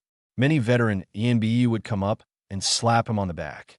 Some of the newer recruits would get on their knees and bow to him in mock worship. Hibi was the one laughing the loudest and saying, "That's my Gaki. He did this solo." She was also trying to make a quick buck by selling copies of the pictures. This wouldn't go over so well with the Hyuga clan elders if they ever found out.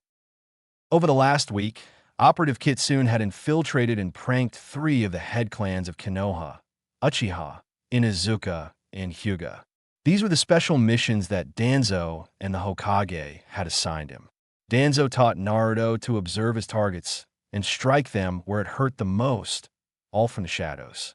Kitsune conducted these missions with his mask off. The Hokage didn't want it to be associated with Yinbyu, lest Naruto got caught.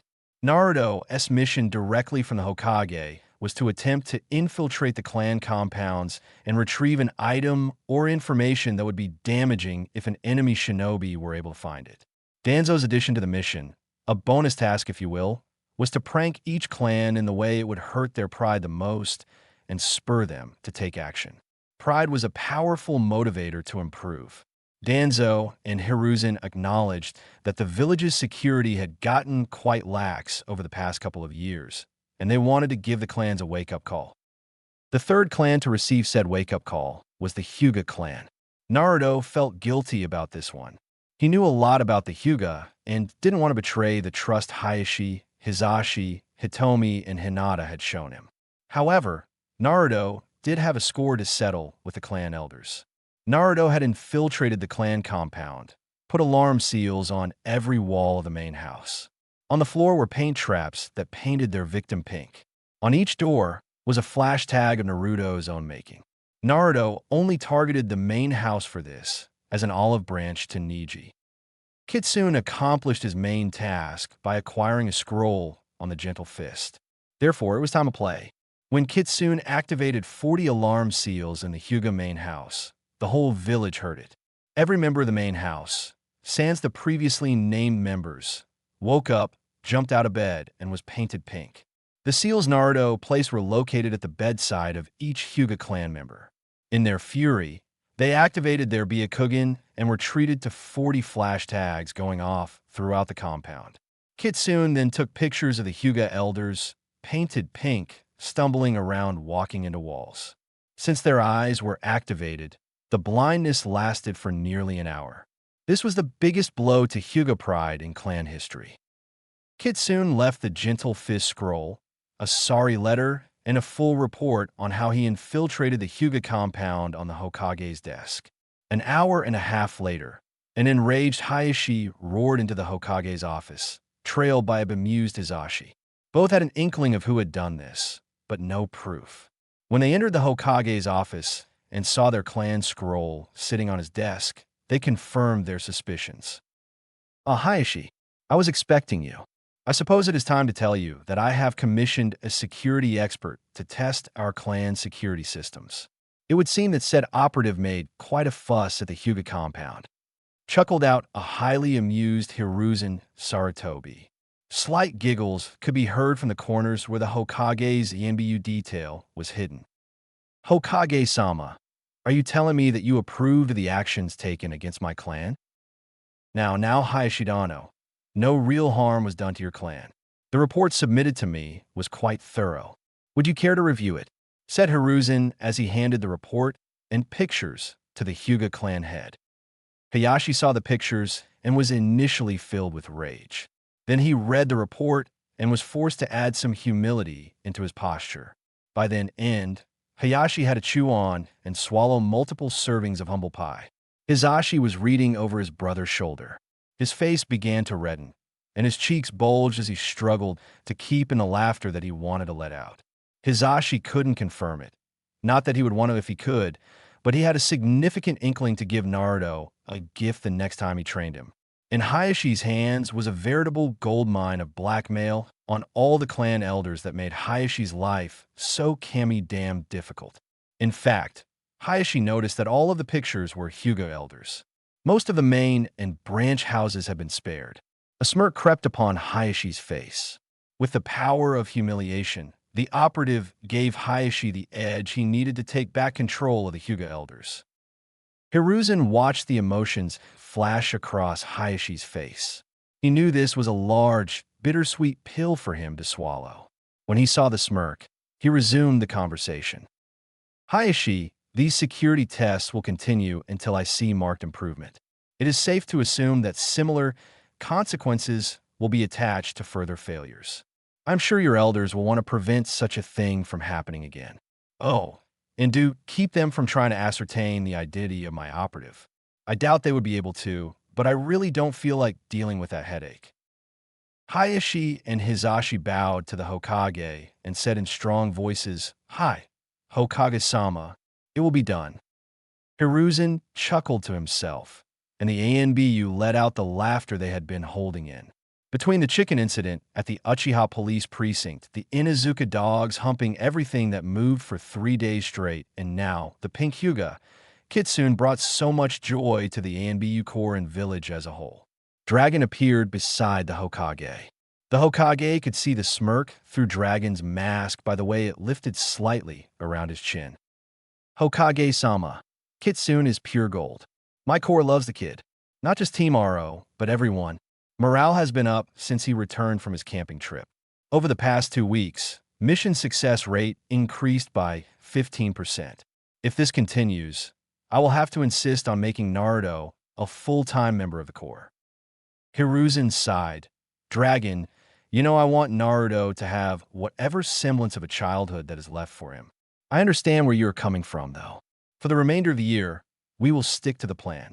If Kitsune wishes to don the mask full-time after this year, I will talk about it with Jiraiya and Tsunade. They will have the final say. As you wish, Hokage-sama. Dragon replied and then disappeared. Throughout the year, Naruto took breaks from ANBU life by visiting his friends at their clan compounds. Each clan member was sworn to secrecy if they were able to figure out Naruto's lineage. The clan heads were responsible for enforcing this. Nearly 6 months into Naruto's first year in ANBU, his friends and their parents were noticing the absence of their friend. After Inoichi and Ino brought their concerns to the Hokage, Hiruzen ordered Naruto to make the rounds and visit his friends. This weekend, Naruto had set up a picnic for him and his friends. He used the promise of a lower severity prank to the Akimichi to negotiate with Chuza for some top-shelf Akimichi food. The giant of a man rapidly accepted the offer. Naruto's first 2 infiltrations into the Akimichi compound had left his wife and clan in a rather foul mood. For the life of him, he couldn't figure out how Naruto had swapped all their best cuts of meat with broccoli and Brussels sprouts. Shuji cried that night when his father told him that the whole clan had to eat a vegetarian meal for 1 night in order to get their precious meat back. Naruto met his friends in the Hokage's private training ground for the picnic. Hiruzen set this up so prying eyes wouldn't ask about why some blonde orphan was friends with all the future clan heirs. Naruto spent the day deflecting questions on where he has been and why he wasn't attending the academy. He didn't appreciate having to lie to his friends, but he understood that it was necessary. The whole picnic was going perfectly well until Ino grabbed him by the arm and demanded they go on a walk. Naruto listened to her rant about how the whole academy thought Sasuke was so special and that she just wanted him to be there with her. She ranted about a girl named Sakura who was obsessed with Sasuke and about Sasuke's haughty attitude. She didn't understand why Sasuke had closed up so much over the past year. After a 20-minute rant from Ino that made Naruto nod his head and say, yeah, a whole bunch to convince her he was listening, Ino began to question Naruto. Naruto told Ino that he would go on trips with Jiraiya around Fire Country. He said Jiraiya would train him while they traveled and all that.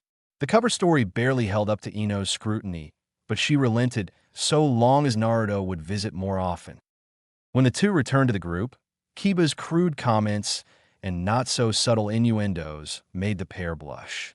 Nobody noticed Hinata's hands ball into fists or the calculating gaze of Shikamaru. Shuji just offered the two some beef jerky and helped the group move past it. Naruto really did enjoy getting to catch up with his friends and promised each of them that he would make a greater effort to stop by their compounds on some weekends. End of probationary period for Operative Kitsune. The year went by in a flash for Naruto. He had very little free time.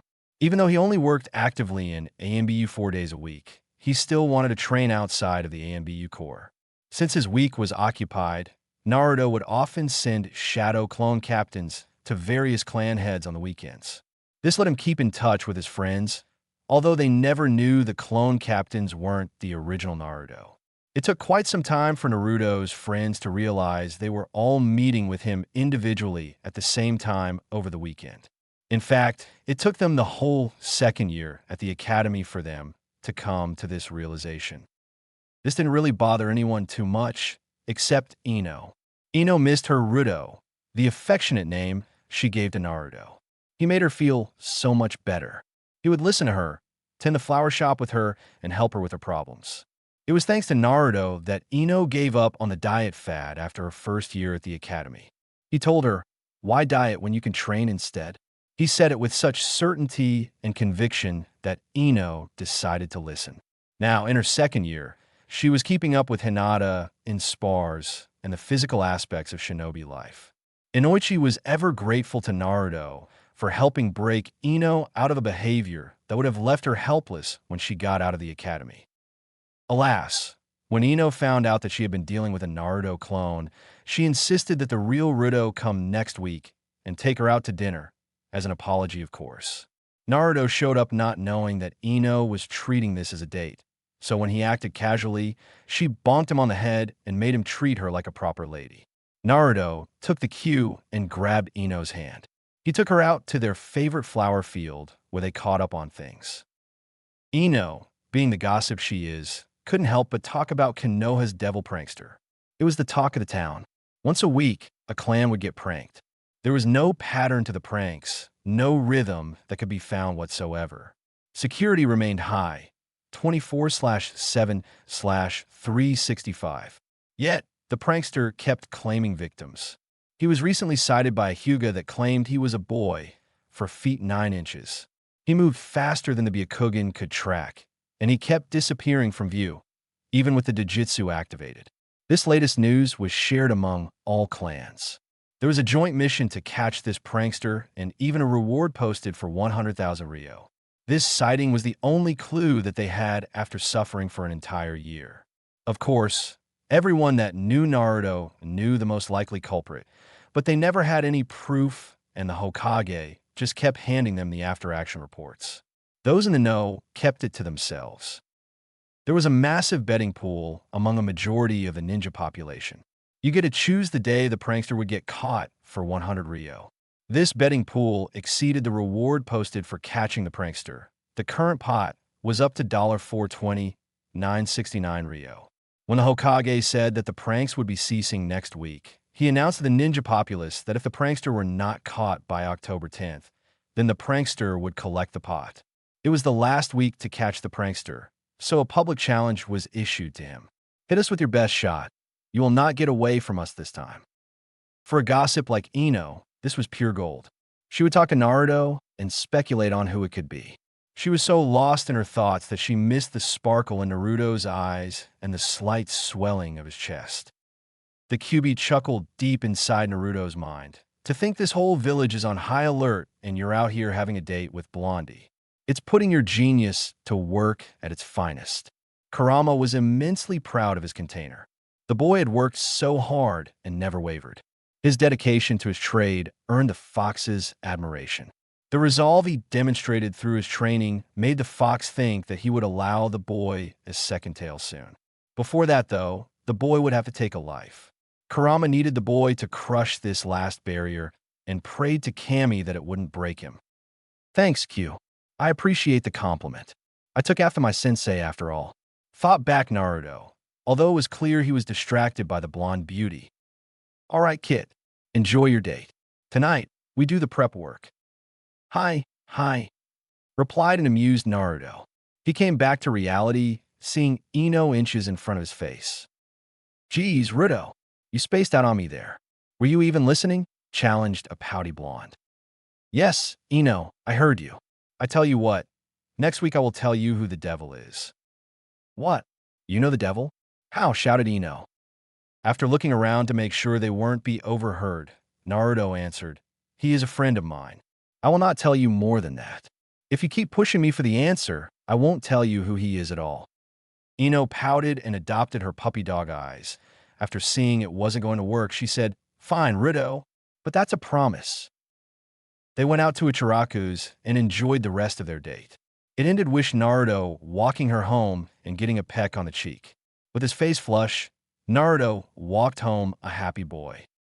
Subchapter: Prank Day. The whole AMBU Corps was sworn to secrecy when it came to the devil prankster's identity. Hell, everyone in the know was sworn to secrecy. However, they were allowed to attempt to capture him, should they catch him in the act. For the final week of the declared prank war, everyone was on high alert. It was a busy morning in Konoha. The markets were coming to life, vendors and civilians alike waiting to see the show. The anticipation was building. The prankster had 3 days left to strike. Just after 8 a.m., the chaos began. It started with a roar from a Kyuubi-enhanced Naruto at the entrance of the Forest of Death. Using the Kyuubi's chakra, Naruto let out a bestial roar that projected throughout Konoha. Clone Squad 1 had prepared siren tags that were placed around the village. Everybody was covering their ears and trying to catch sight of the prankster. Hinged Naruto clones were dispersed around Konoha to keep Naruto aware of the battlefield. The hinged clone captains would create and disperse shadow clones to pass on the knowledge of sentries and troop movements. Squads of Chunin and Jinin were running around to each siren, trying to catch the devil prankster and earn the reward and fame. As the siren tags died out, a massive firework that shot out blue flames went off above Konoha's gates. The flames took the likeness of the head of Kyuubi before dispersing. It took all the chakra of a shadow clone captain to make this happen. The people were confused and slightly terrified when they saw the likeness of a fox. Not enough to make them panic, but enough to set them on edge. This display earned the response of 3 AMBU teams and 2 squads of Jonin, all according to plan. During the distraction, Naruto was painting the Hokage monument. He had developed stealth seals and created a plethora of tags that he distributed to his clone captains. These tags imitated Jiraiya's invisibility jutsu. It just didn't work as well when within 10 feet of a ninja. He could walk right past a civilian with the seal active, but most Jonin would sense him about 10 feet away. A good sensor could pick him up about 25 feet away. Thank Kami-good sensors are rare, thought Naruto. He painted a joint over the first Hokage's mouth with an air bubble that read, "Do you want to feel happy too?" The second Hokage got a Hitlerian mustache. Don't ask Naruto why, it just fit. The third got a pipe drawn on him with smoke coming out of it. He had an air bubble answering the first saying, "You bet I do." The fourth got a toad and the Kyuubi drawn on his cheeks. Kyuubi made a stink in his mind about this but he could see the humor. Once Naruto was done painting, Naruto released the banner saying, "Catch me if you can," that covered the hair of each Hokage. Then Naruto created 10 shadow clones and stood on top of the Hokage monument. One of the clones jumped of the Hokage monument screaming until it got halfway down. Then it glowed a brilliant blue and exploded after saying, "Clone explosion jutsu." The explosion sounded like a M80 going off, and it produced a brilliant blue chakra light. The sound drew the village's attention to the Hokage monument. After a couple seconds, the clones on the end activated the fire style, flamethrower techniques, and blew the torrent of flames into the air. The clones in the middle blew a fireball after fireball. The real Naruto took a deep breath and executed a great breakthrough on all of the fire that was racing into the air. The result was a literal firestorm hovering over the village. All jaws dropped. The Hokage, Jiraiya, and Tsunade knew something big was coming. They never expected the display they got from this blonde knucklehead. Hell, Hiruzen would be bordering on chakra exhaustion if he did what Naruto just did. As the fire cleared, Naruto's art could be seen by the whole village. A black blur could be seen racing away from the Hokage monument out toward the training grounds. Every single ninja in Konoha gave chase. The clone captain darted away from the Hokage mountain, making sure that everyone could catch a glimpse of him. He shinned to the nearest training ground and created 20 low chakra clones. Their orders were to dispel on sight if sighted. The main purpose was to lose and distract the ninja tracking this particular clone captain. The captain had no doubt he would have to deal with a horde of Hyuga, Inuzuka, and Aburame. His job was to lead them into the Forest of Death. As the clone captain made his way to the Forest of Death, he felt 18 of the 20 clones dispel. He had a 30s head start that would do just fine. The clone captain heard shouting behind him and knew immediately who it was. Might Guy, the green beast of Konoha, and his student Rock Lee, who was still in the academy. "Yash, Lee Kun, we must catch this prankster. If we do not catch him, We will do 1,000 push-ups. If we cannot. The clone turned off his auditory senses. He couldn't be made to deal with all that. He knew that Might Guy was fast, but it was clear he was pacing his student. The clone made its final dash into Training Ground 44 and hopped the fence. It dashed to one of the campsites the ANBU had used during orientation. Then, with a smile on its face for a job well done, it dispelled. Naruto, the real Naruto, got the memories of his last clone captain and smiled. He lay back on the couch in his father's study and closed his eyes. Ah, the sweet taste of victory. Tsunade woke Naruto up from his nap 2 hours later. You sure you didn't go a bit overboard, brat? Naruto sat up and rubbed the back of his head sheepishly. Maybe back on. I use most of my chakra making all those clones and seals. How is the village? It is nuts out there, brat. Ninjas are running around every which way, still hoping they could get the reward. Hibby said that the pot for catching you today was 150,000 Rio. They're getting desperate out there. Naruto chuckled. Well, back on. Your next trip to the liquor store is on me. I knew I loved you, brat. Well done. Watch out for your Gigi, though. He didn't like everyone knowing that he mixes that medicinal herb into his pipe. Hopes. You think you could get some of the good stuff from the hospital for me, as an apology to Gigi? Sure thing, brat. Get some sleep. With that, Tsunade walked upstairs and waited for Naruto's payday. Chapter 7. October 10th, Naruto's 10th birthday. Naruto reported in with Team Ro to the Hokage's office. Naruto recognized the smell that lingered in the office and smirked beneath his mask. Did you get my present from back on, Gigi? Yes, I did, Kitsune. It was much appreciated. You may inform Naruto-kun that we are square. Hiruzen took another deep drag in response to Naruto's nod and thought, the perks of being Hokage. Kitsune chimed back, Gigi, I have one more prank. Are you ready for it? Hiruzen gave Naruto a hesitant nod. Naruto created 5 shadow clones that went over and started doing the paperwork for the Hokage. Repetitive, resounding thuds echoed around the room as Hiruzen dropped his pipe and started beating his head on his desk. Team Ro was shaking in silent fits of laughter. Inu Taishu wasn't so quiet about it, though. Inu Taishu had really come back to life over the year. He felt like he was finally honoring his sensei's last wish, and this helped bring him a sense of closure. He was still eccentric as hell, and an open perv, but he started showing interest in things again. Naruto lovingly considered Inu Taishu a work in progress. After Hiruzen stopped berating himself, he looked at Team Ro with a swollen and red forehead. Team Ro, your activity and missions over the past year reflect well upon Kishune's progress. I'm still hesitant to send him into the field. However, each of his trainers and even Tsunade gave their approval. If this next mission is completed successfully, Kitsune will be a full-fledged member of ANBU and part Team Ro. All I looked down upon Kitsune, who stood proudly with his shoulders back. Hi, Hoket-sama. Name it and we'll be done. The boy's confident answer filled Hiruzen with pride. Naruto is becoming a fine young man and a great shinobi, he thought. Okay, Team Ro, you are go to Tonica Village. A group of bandits has been harassing the local population, and recently women have started disappearing. Hiruzen confirmed his resolve, and his face hardened. This is a recovery and kill mission. The locals do not have the resources to imprison bandits. Kitsune, you are tasked with completing this mission solo. Team Ro will be there to observe. They will step in if there is any threat to the lives of known civilians or yourself. If they need to interfere, we will delay your entry into ANBU. Am I clear?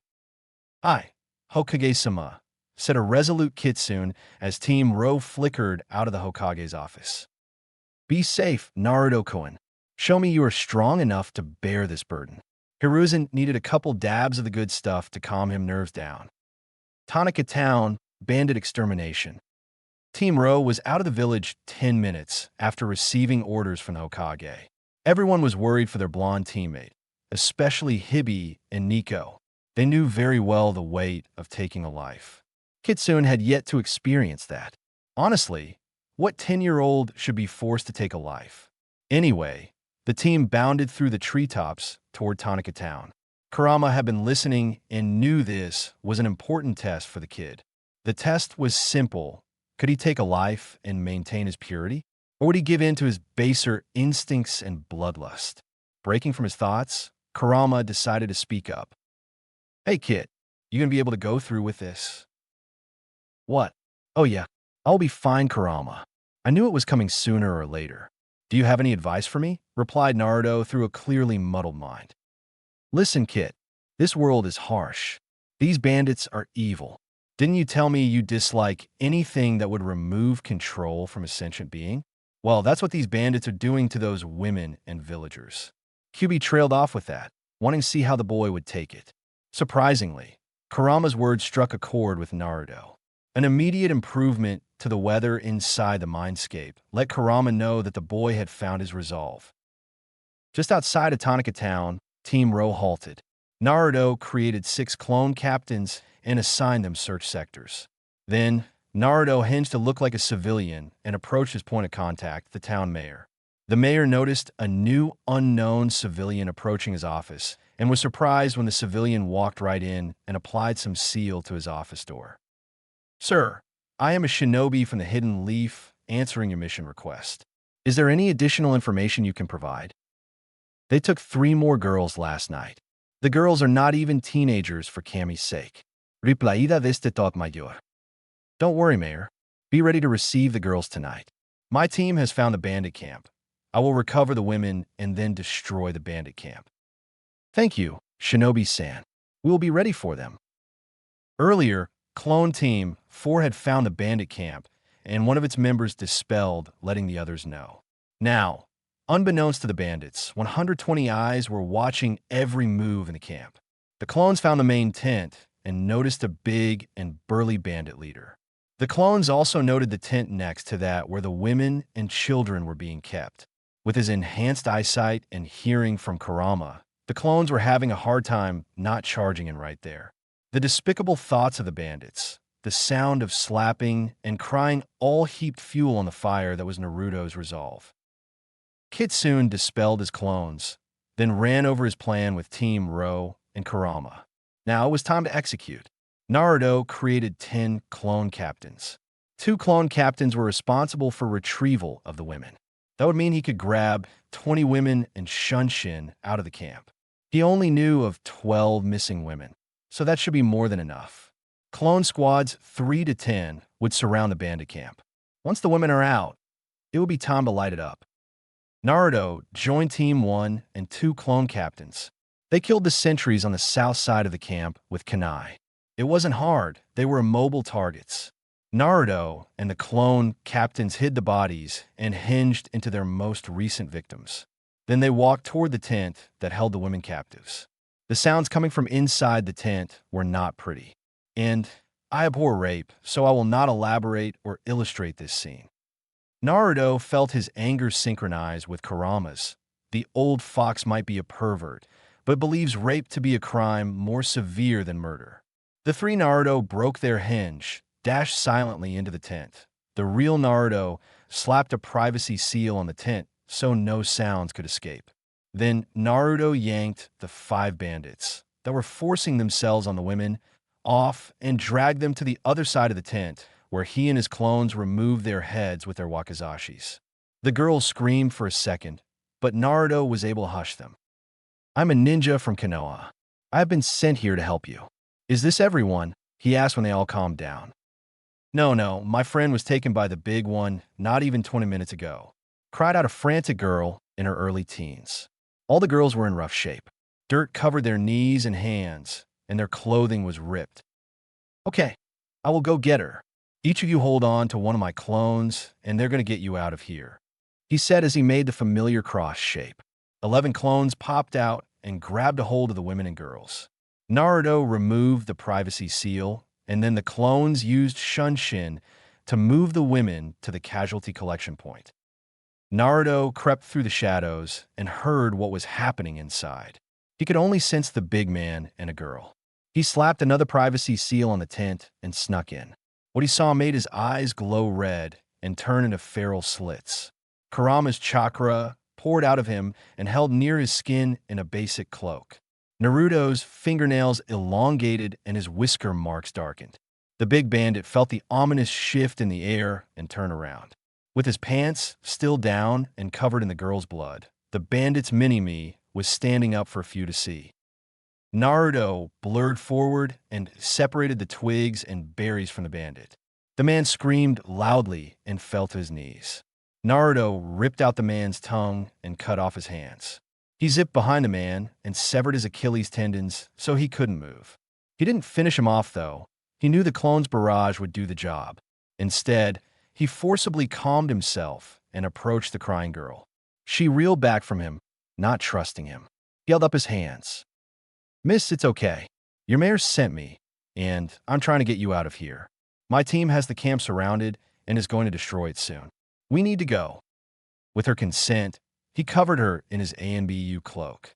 He was too tiny to scoop her bridal style, so he had her climb on his back. It took her a while to trust him, but she finally climbed on his back and wrapped her legs around his waist. He could feel her shaking from the traumatic experience. He left the privacy seal on the tent as he left.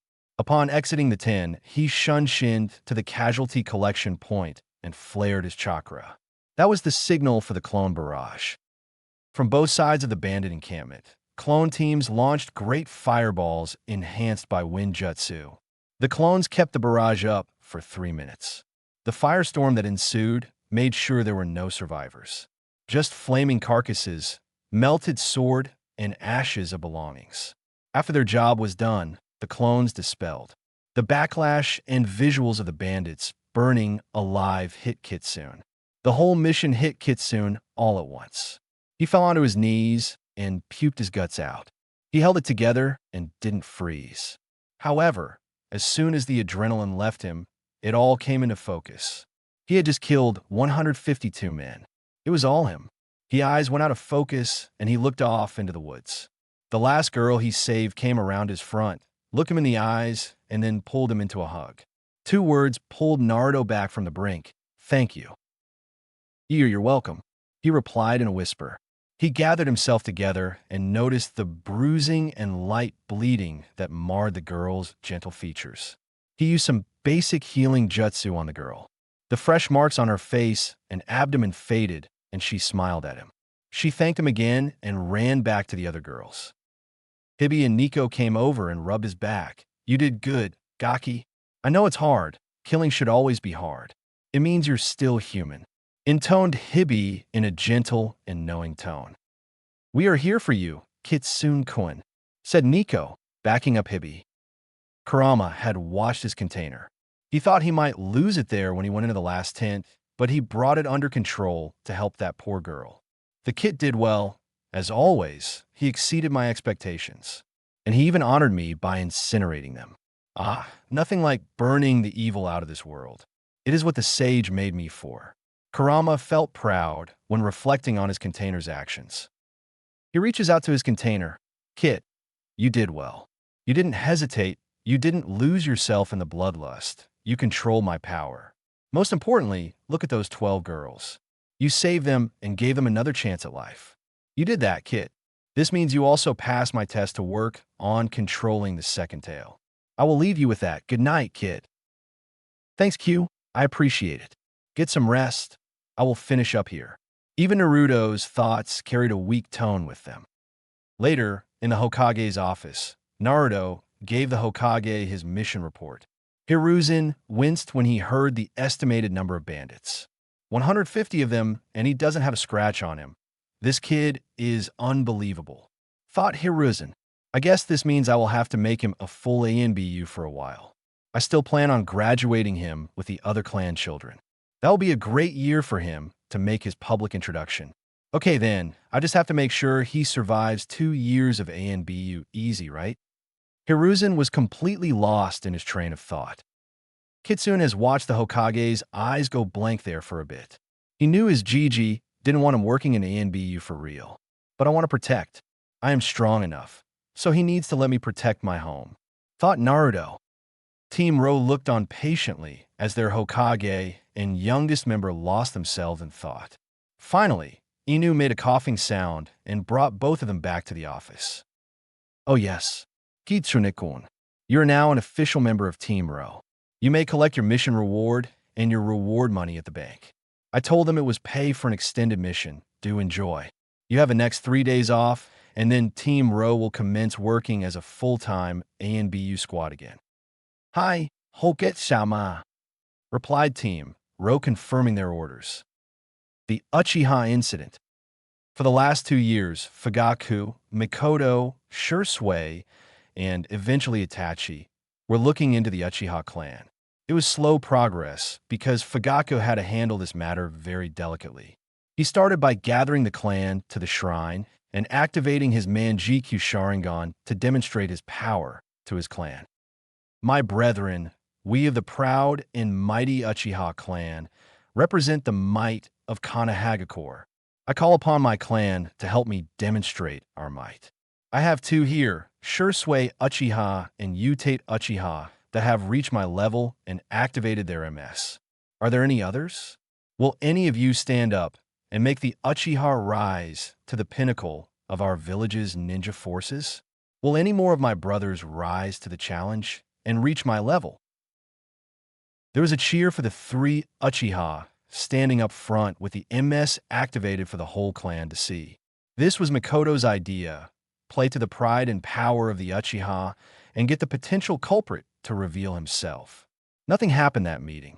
Nothing happened for the next 3 months. Then, an elder approached him with something new. The elder was Mideko Uchiha. He approached Fugaku in a very cautious manner. Good evening, Fugaku-sama. I was moved by your demonstration at the shrine a while back. Fugaku kept a blank face and replied, Thank you, Mideko-san. It is an honor to lead the Uchiha clan to glory. I hope for your continued support. Mideko gave a small, brief smile and replied, Of course, Fugaku-sama. I wish to aid you in restoring our clan to its deserved glory. Please meet me at the shrine on the next full moon. There is someone I wish you to meet. I would be honored, Mideko-san. I will be there, said Fugaku in a neutral voice. He gave the elder a nod and walked home. When Fugaku discussed this with Mikoto and Shursui, they decided that Fugaku should attend the meeting. He would need to keep his guard up, but if he flared his chakra, they would be there to back him up. 3 weeks later, at midnight on the full moon, Fugaku appeared in the Uchiha clan shrine. Mideko was waiting there for him with 2 others. They exchanged greetings. Fugaku was surprised. He wasn't expecting 2 more elders to be here. Then, behind the Uchiha tablet, a swirl began to appear. It was like a hole in space had just opened up. Out of this swirl stood a man, about 5 feet 10 inches, in a dark black cloak with the Uchiha crest. He wore an orange swirl mask with an eye hole on the right side. Fugaku had unexpectedly activated his own MS in response to his arrival. The man in the orange mask then spoke, It is good to see that at least one of my progeny has reached the next level of the Sharingan. My name is Madara Uchiha, and I have come to reclaim my clan and my village. Fugaku was floored. He saw this man, felt his power, and now was looking at an MS hidden behind the eye hole on the right side of the man's orange mask. Then said man claims to be Madara Uchiha, the same Madara Uchiha that was beaten and supposedly killed by the first Hokage. Forgive me, Madara-san. You claim to be Madara Uchiha, but history claims he was killed nearly 80 years ago. That would mean you are about 120 years old. Am I about right on that? The man in the mask chuckled darkly. Fugaku. Mideko told me that you were a smart one. Alas, I am that Madara.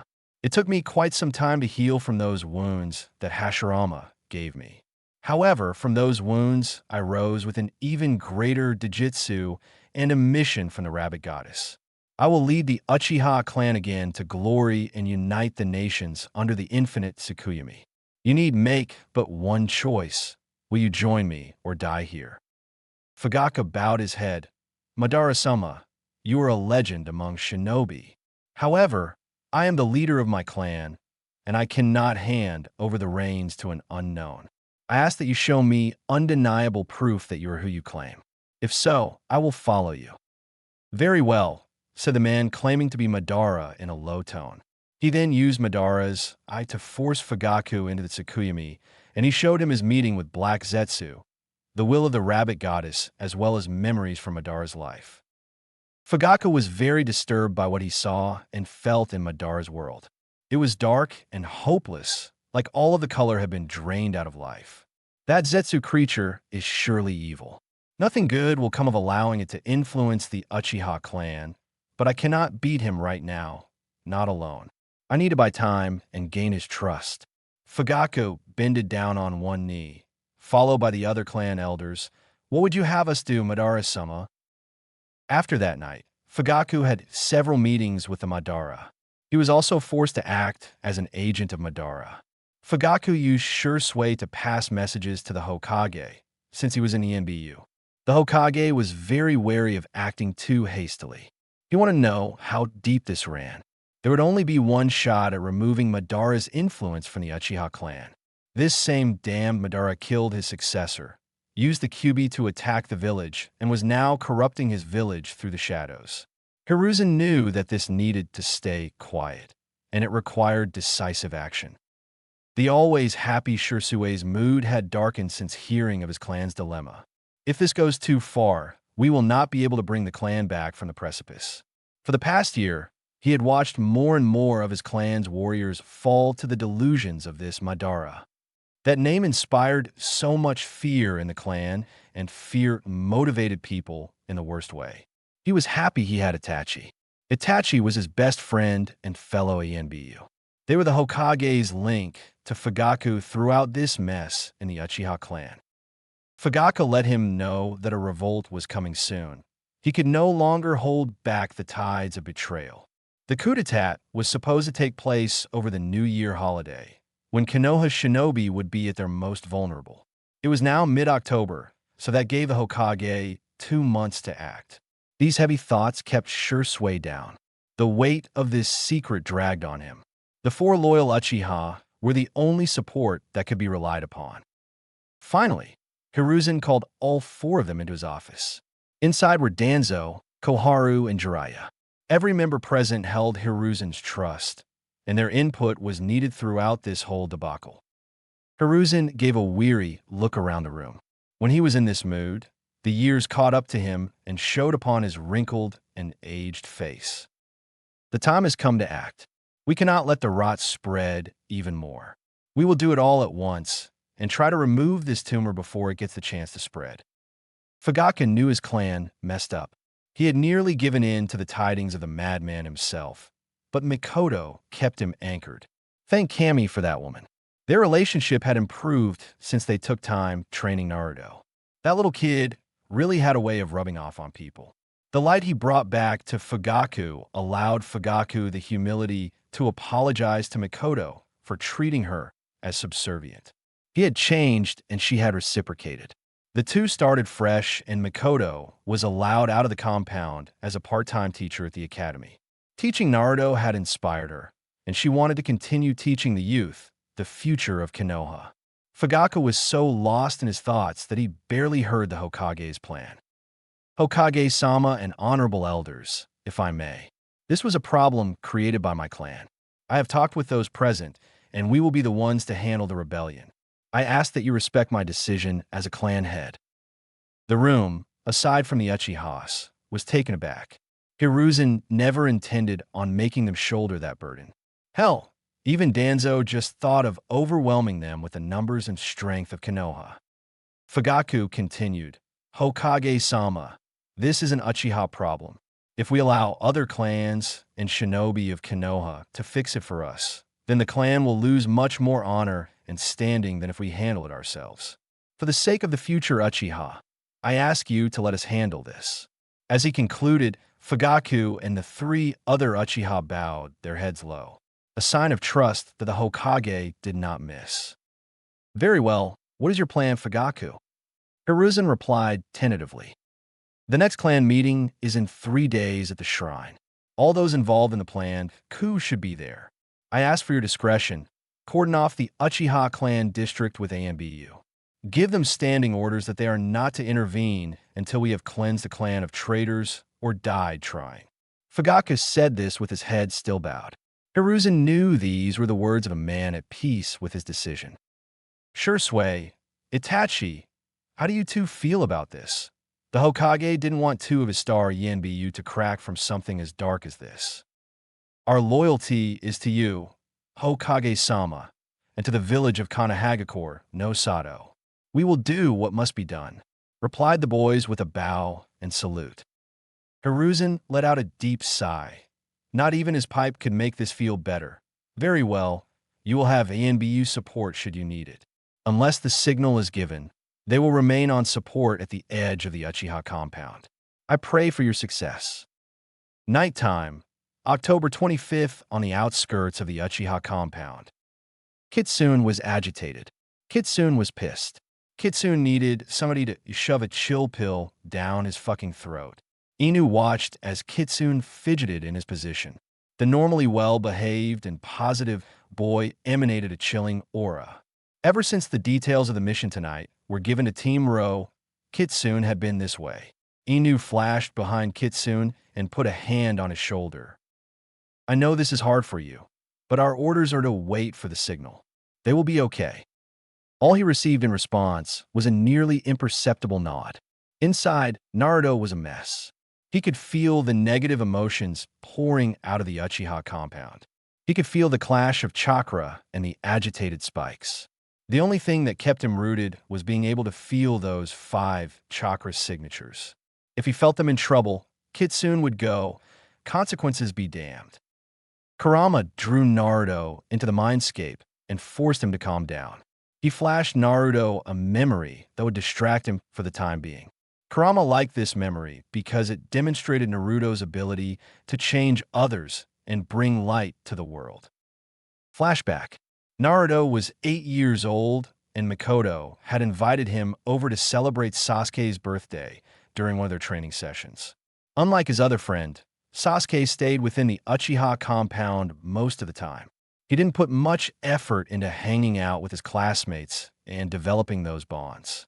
Thanks to the training sessions, Naruto was the closest thing Sasuke had to a best friend. Naruto showed up to Sasuke's birthday and noticed that all in attendance were from the Uchiha clan. The party was a pretty standard affair, and it was far less lively than most parties Naruto had attended. The only real interaction with Sasuke was when he gave him a set of training weights that he had made personally. He knew that all Sasuke cared about was getting stronger to make his father proud, so he figured a training-related present would make Sasuke happy.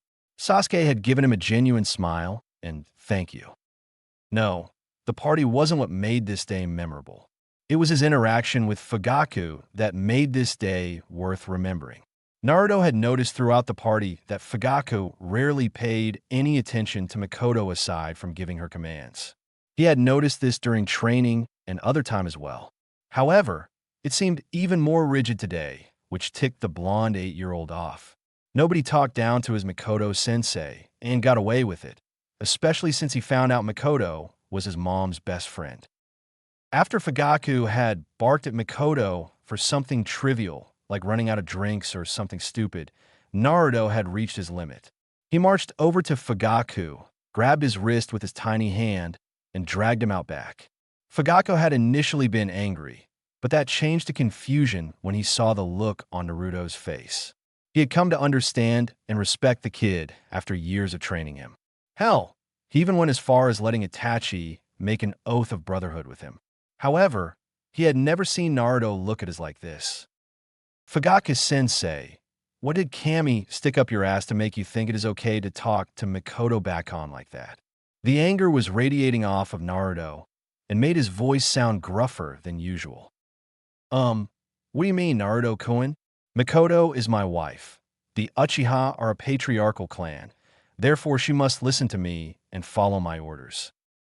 What the fuck is wrong with you, Fugaku-san? You think it is okay to treat somebody you are supposed to love like that? If so, then I no longer wish to study under you. Naruto's voice shook, and the extra emphasis he put on "san" really hurt Fugaku. Look here, Naruto-kun. I wouldn't expect you to understand. Fugaku was startled when Naruto cut him off. No, you look here, Fugaka-san. I may not be married, but I know what love is. The way you treat Mikoto, Itachi, and Sasuke is not love. It is a perversion of your pride. It's disgusting. And don't try to lie to me or beat around the bush. You know about my sensory ability. Now Naruto's whole body was shaking. His features were turning feral, and an aura was materializing around him. Okay, Naruto, calm down. Now is not the time or place for the Kyuubi's chakra. Let me ask you this. What have I done to upset you so much? I have spent years training you alongside my sons. I have brought you into my family. Once again, Fugaka was cut off. That. You do that. You call them your family, but treat them like your soldiers. You do everything in the name of your clan, and because of that you lost your way. You used to smile a lot more, laugh even. You would ruffle Itachi's hair and took pride in him. Some time ago, I don't know exactly when, but you stopped doing that. You started talking in commands and orders like some emotionless military drone. The love that filled your heart gave way to pride, and you started scrutinizing your family instead of loving them. Do you know what Sasuke wants the most from you on a day like today? Naruto challenged Fugaku and got silence in return. All he ever wanted was to spend a day with you. All he ever wanted to hear you say you were proud of him. All Itachi ever wanted was for you to see him as a son rather than an Uchiha or a shinobi. All Mikoto ever wants anymore is to catch a glimpse of the man she fell in love with. If you can't figure that much out, then don't bother to come and teach me anymore. I have no need for a blind instructor. Naruto left the broken Uchiha patriarch and said his goodbyes before leaving the Uchiha district. He needed to get away from all that negativity. Mikoto later told Naruto that she had found Fugaka sitting and crying where Naruto had left him. She told him about Fugaka's apology and the changes that all started that day. She thanked him for bringing her husband back to her. Flashback end. Damn, Q. I don't know if that was the memory that I would have chosen to calm me down. Relax, Kit. I have no love for the Sharingan, but they're the only Uchiha to have earned a modicum of my respect. You changed that prideful ninja that day, and he has redeemed his family. Have faith, Kit, they will be okay. Kurama said softly in the back of Naruto's mind. Q, I can't help it. I have a terrible feeling, and I can basically sense the whole damn battle. We set up this barrier so others couldn't feel the chakra, but I can. I can feel the fighting. It started one-sided because they had the element of surprise, but now it is an all-out brawl. Yeah, Kit. I can feel it too. Their chakra is still strong, though they will be fine. 10 minutes of heavy fighting later, beaten, bruised, and bloody figures stood over the rest. Itachi sent the signal flare into the ANBU tattoo, and the support squads were moving in. The first to respond was Naruto. He saw the bodies of nearly 50 Uchiha warriors, dead in one way or another. The remnants of chakra and fire flickered around the battlefield. Naruto walked carefully through the bodies and approached Itachi. He noticed immediately the difference in Itachi's eyes. In fact, while Kitsune looked them over for injuries, he noticed that all 4 Uchiha were looking at him with some form of the Manjikyu Sharingan. A chill ran down Kurama's spine when he saw this. Just as Kitsune was opening his mouth to ask if they were okay, a swirl appeared behind Fugaku. Naruto channeled as much chakra to his feet as he could, but he wasn't fast enough to stop the katana that pierced through Fugaka's back. He was only fast enough to catch his falling form. Kitsune's chakra exploded. A shroud appeared around his body with 2 full tails and fox ears. Kitsune was good when it came to fighting the Sharingan due to all of his spars, so he kept his eyes on the cloaked torso of the man. He launched himself at the man in the orange mask. He was baffled when his punch phased right through the man, as if he were an illusion. And Naruto might have thought he were an illusion if the man didn't mule kick him in the chest and send him flying into the Uchiha tablet. The crunch of bone everyone heard didn't seem to bother Naruto, because he got right back up. In a crouched posture, the start of his father's hummingbird fist, Naruto attacked in a more controlled manner this time. He watched his fist phase into the man. As he pulled it back, he was forced to block a strong counter from the bastard Uchiha. Naruto flipped back and watched as Shursui and Itachi try their own attacks. The man just stood still and let everything phase through him. Once the group had reformed and taken a defensive posture, the man spoke.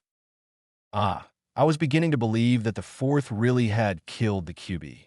Imagine my surprise to find you here. After Naruto snarled at him, he continued, I am not here for you today, QB Jinchuriki. I came today to measure out punishment for betrayal. It seems that he underestimated the price of betraying Madara Uchiha. Farewell for today. Know that this is just getting started, QB. The man then phased back out in the shimmer of a spiral. Just like that, his presence was gone. All attention shifted to Fugaku, who was on his last leg. A couple of ANBU medics had arrived, but there was very little they could do. Itachi, take care of your mother and brother. I am sorry it took me so long to be a father to you. Know that I am proud of you. Fugaku was racked with a fit of coughs and spit out a sizable quantity of blood. Mikoto, my love, know that I will wait for you in the pure world. I thank you for your forgiveness and patience. I leave the clan to you until Itachi is old enough. You are the light that brought me out of the darkness. I will always love you. At this point, he was fading out and closed his eyes, but he continued whispering, Tell Sasuke that With that incomplete thought, the Uchiha and Naruto broke down. They were huddled together over Fugaku's body, trying to comfort each other in any way they could. Itachi was hunched down and crying into Naruto's shoulder, while Shursui was holding the quivering form of Mikoto close to his chest.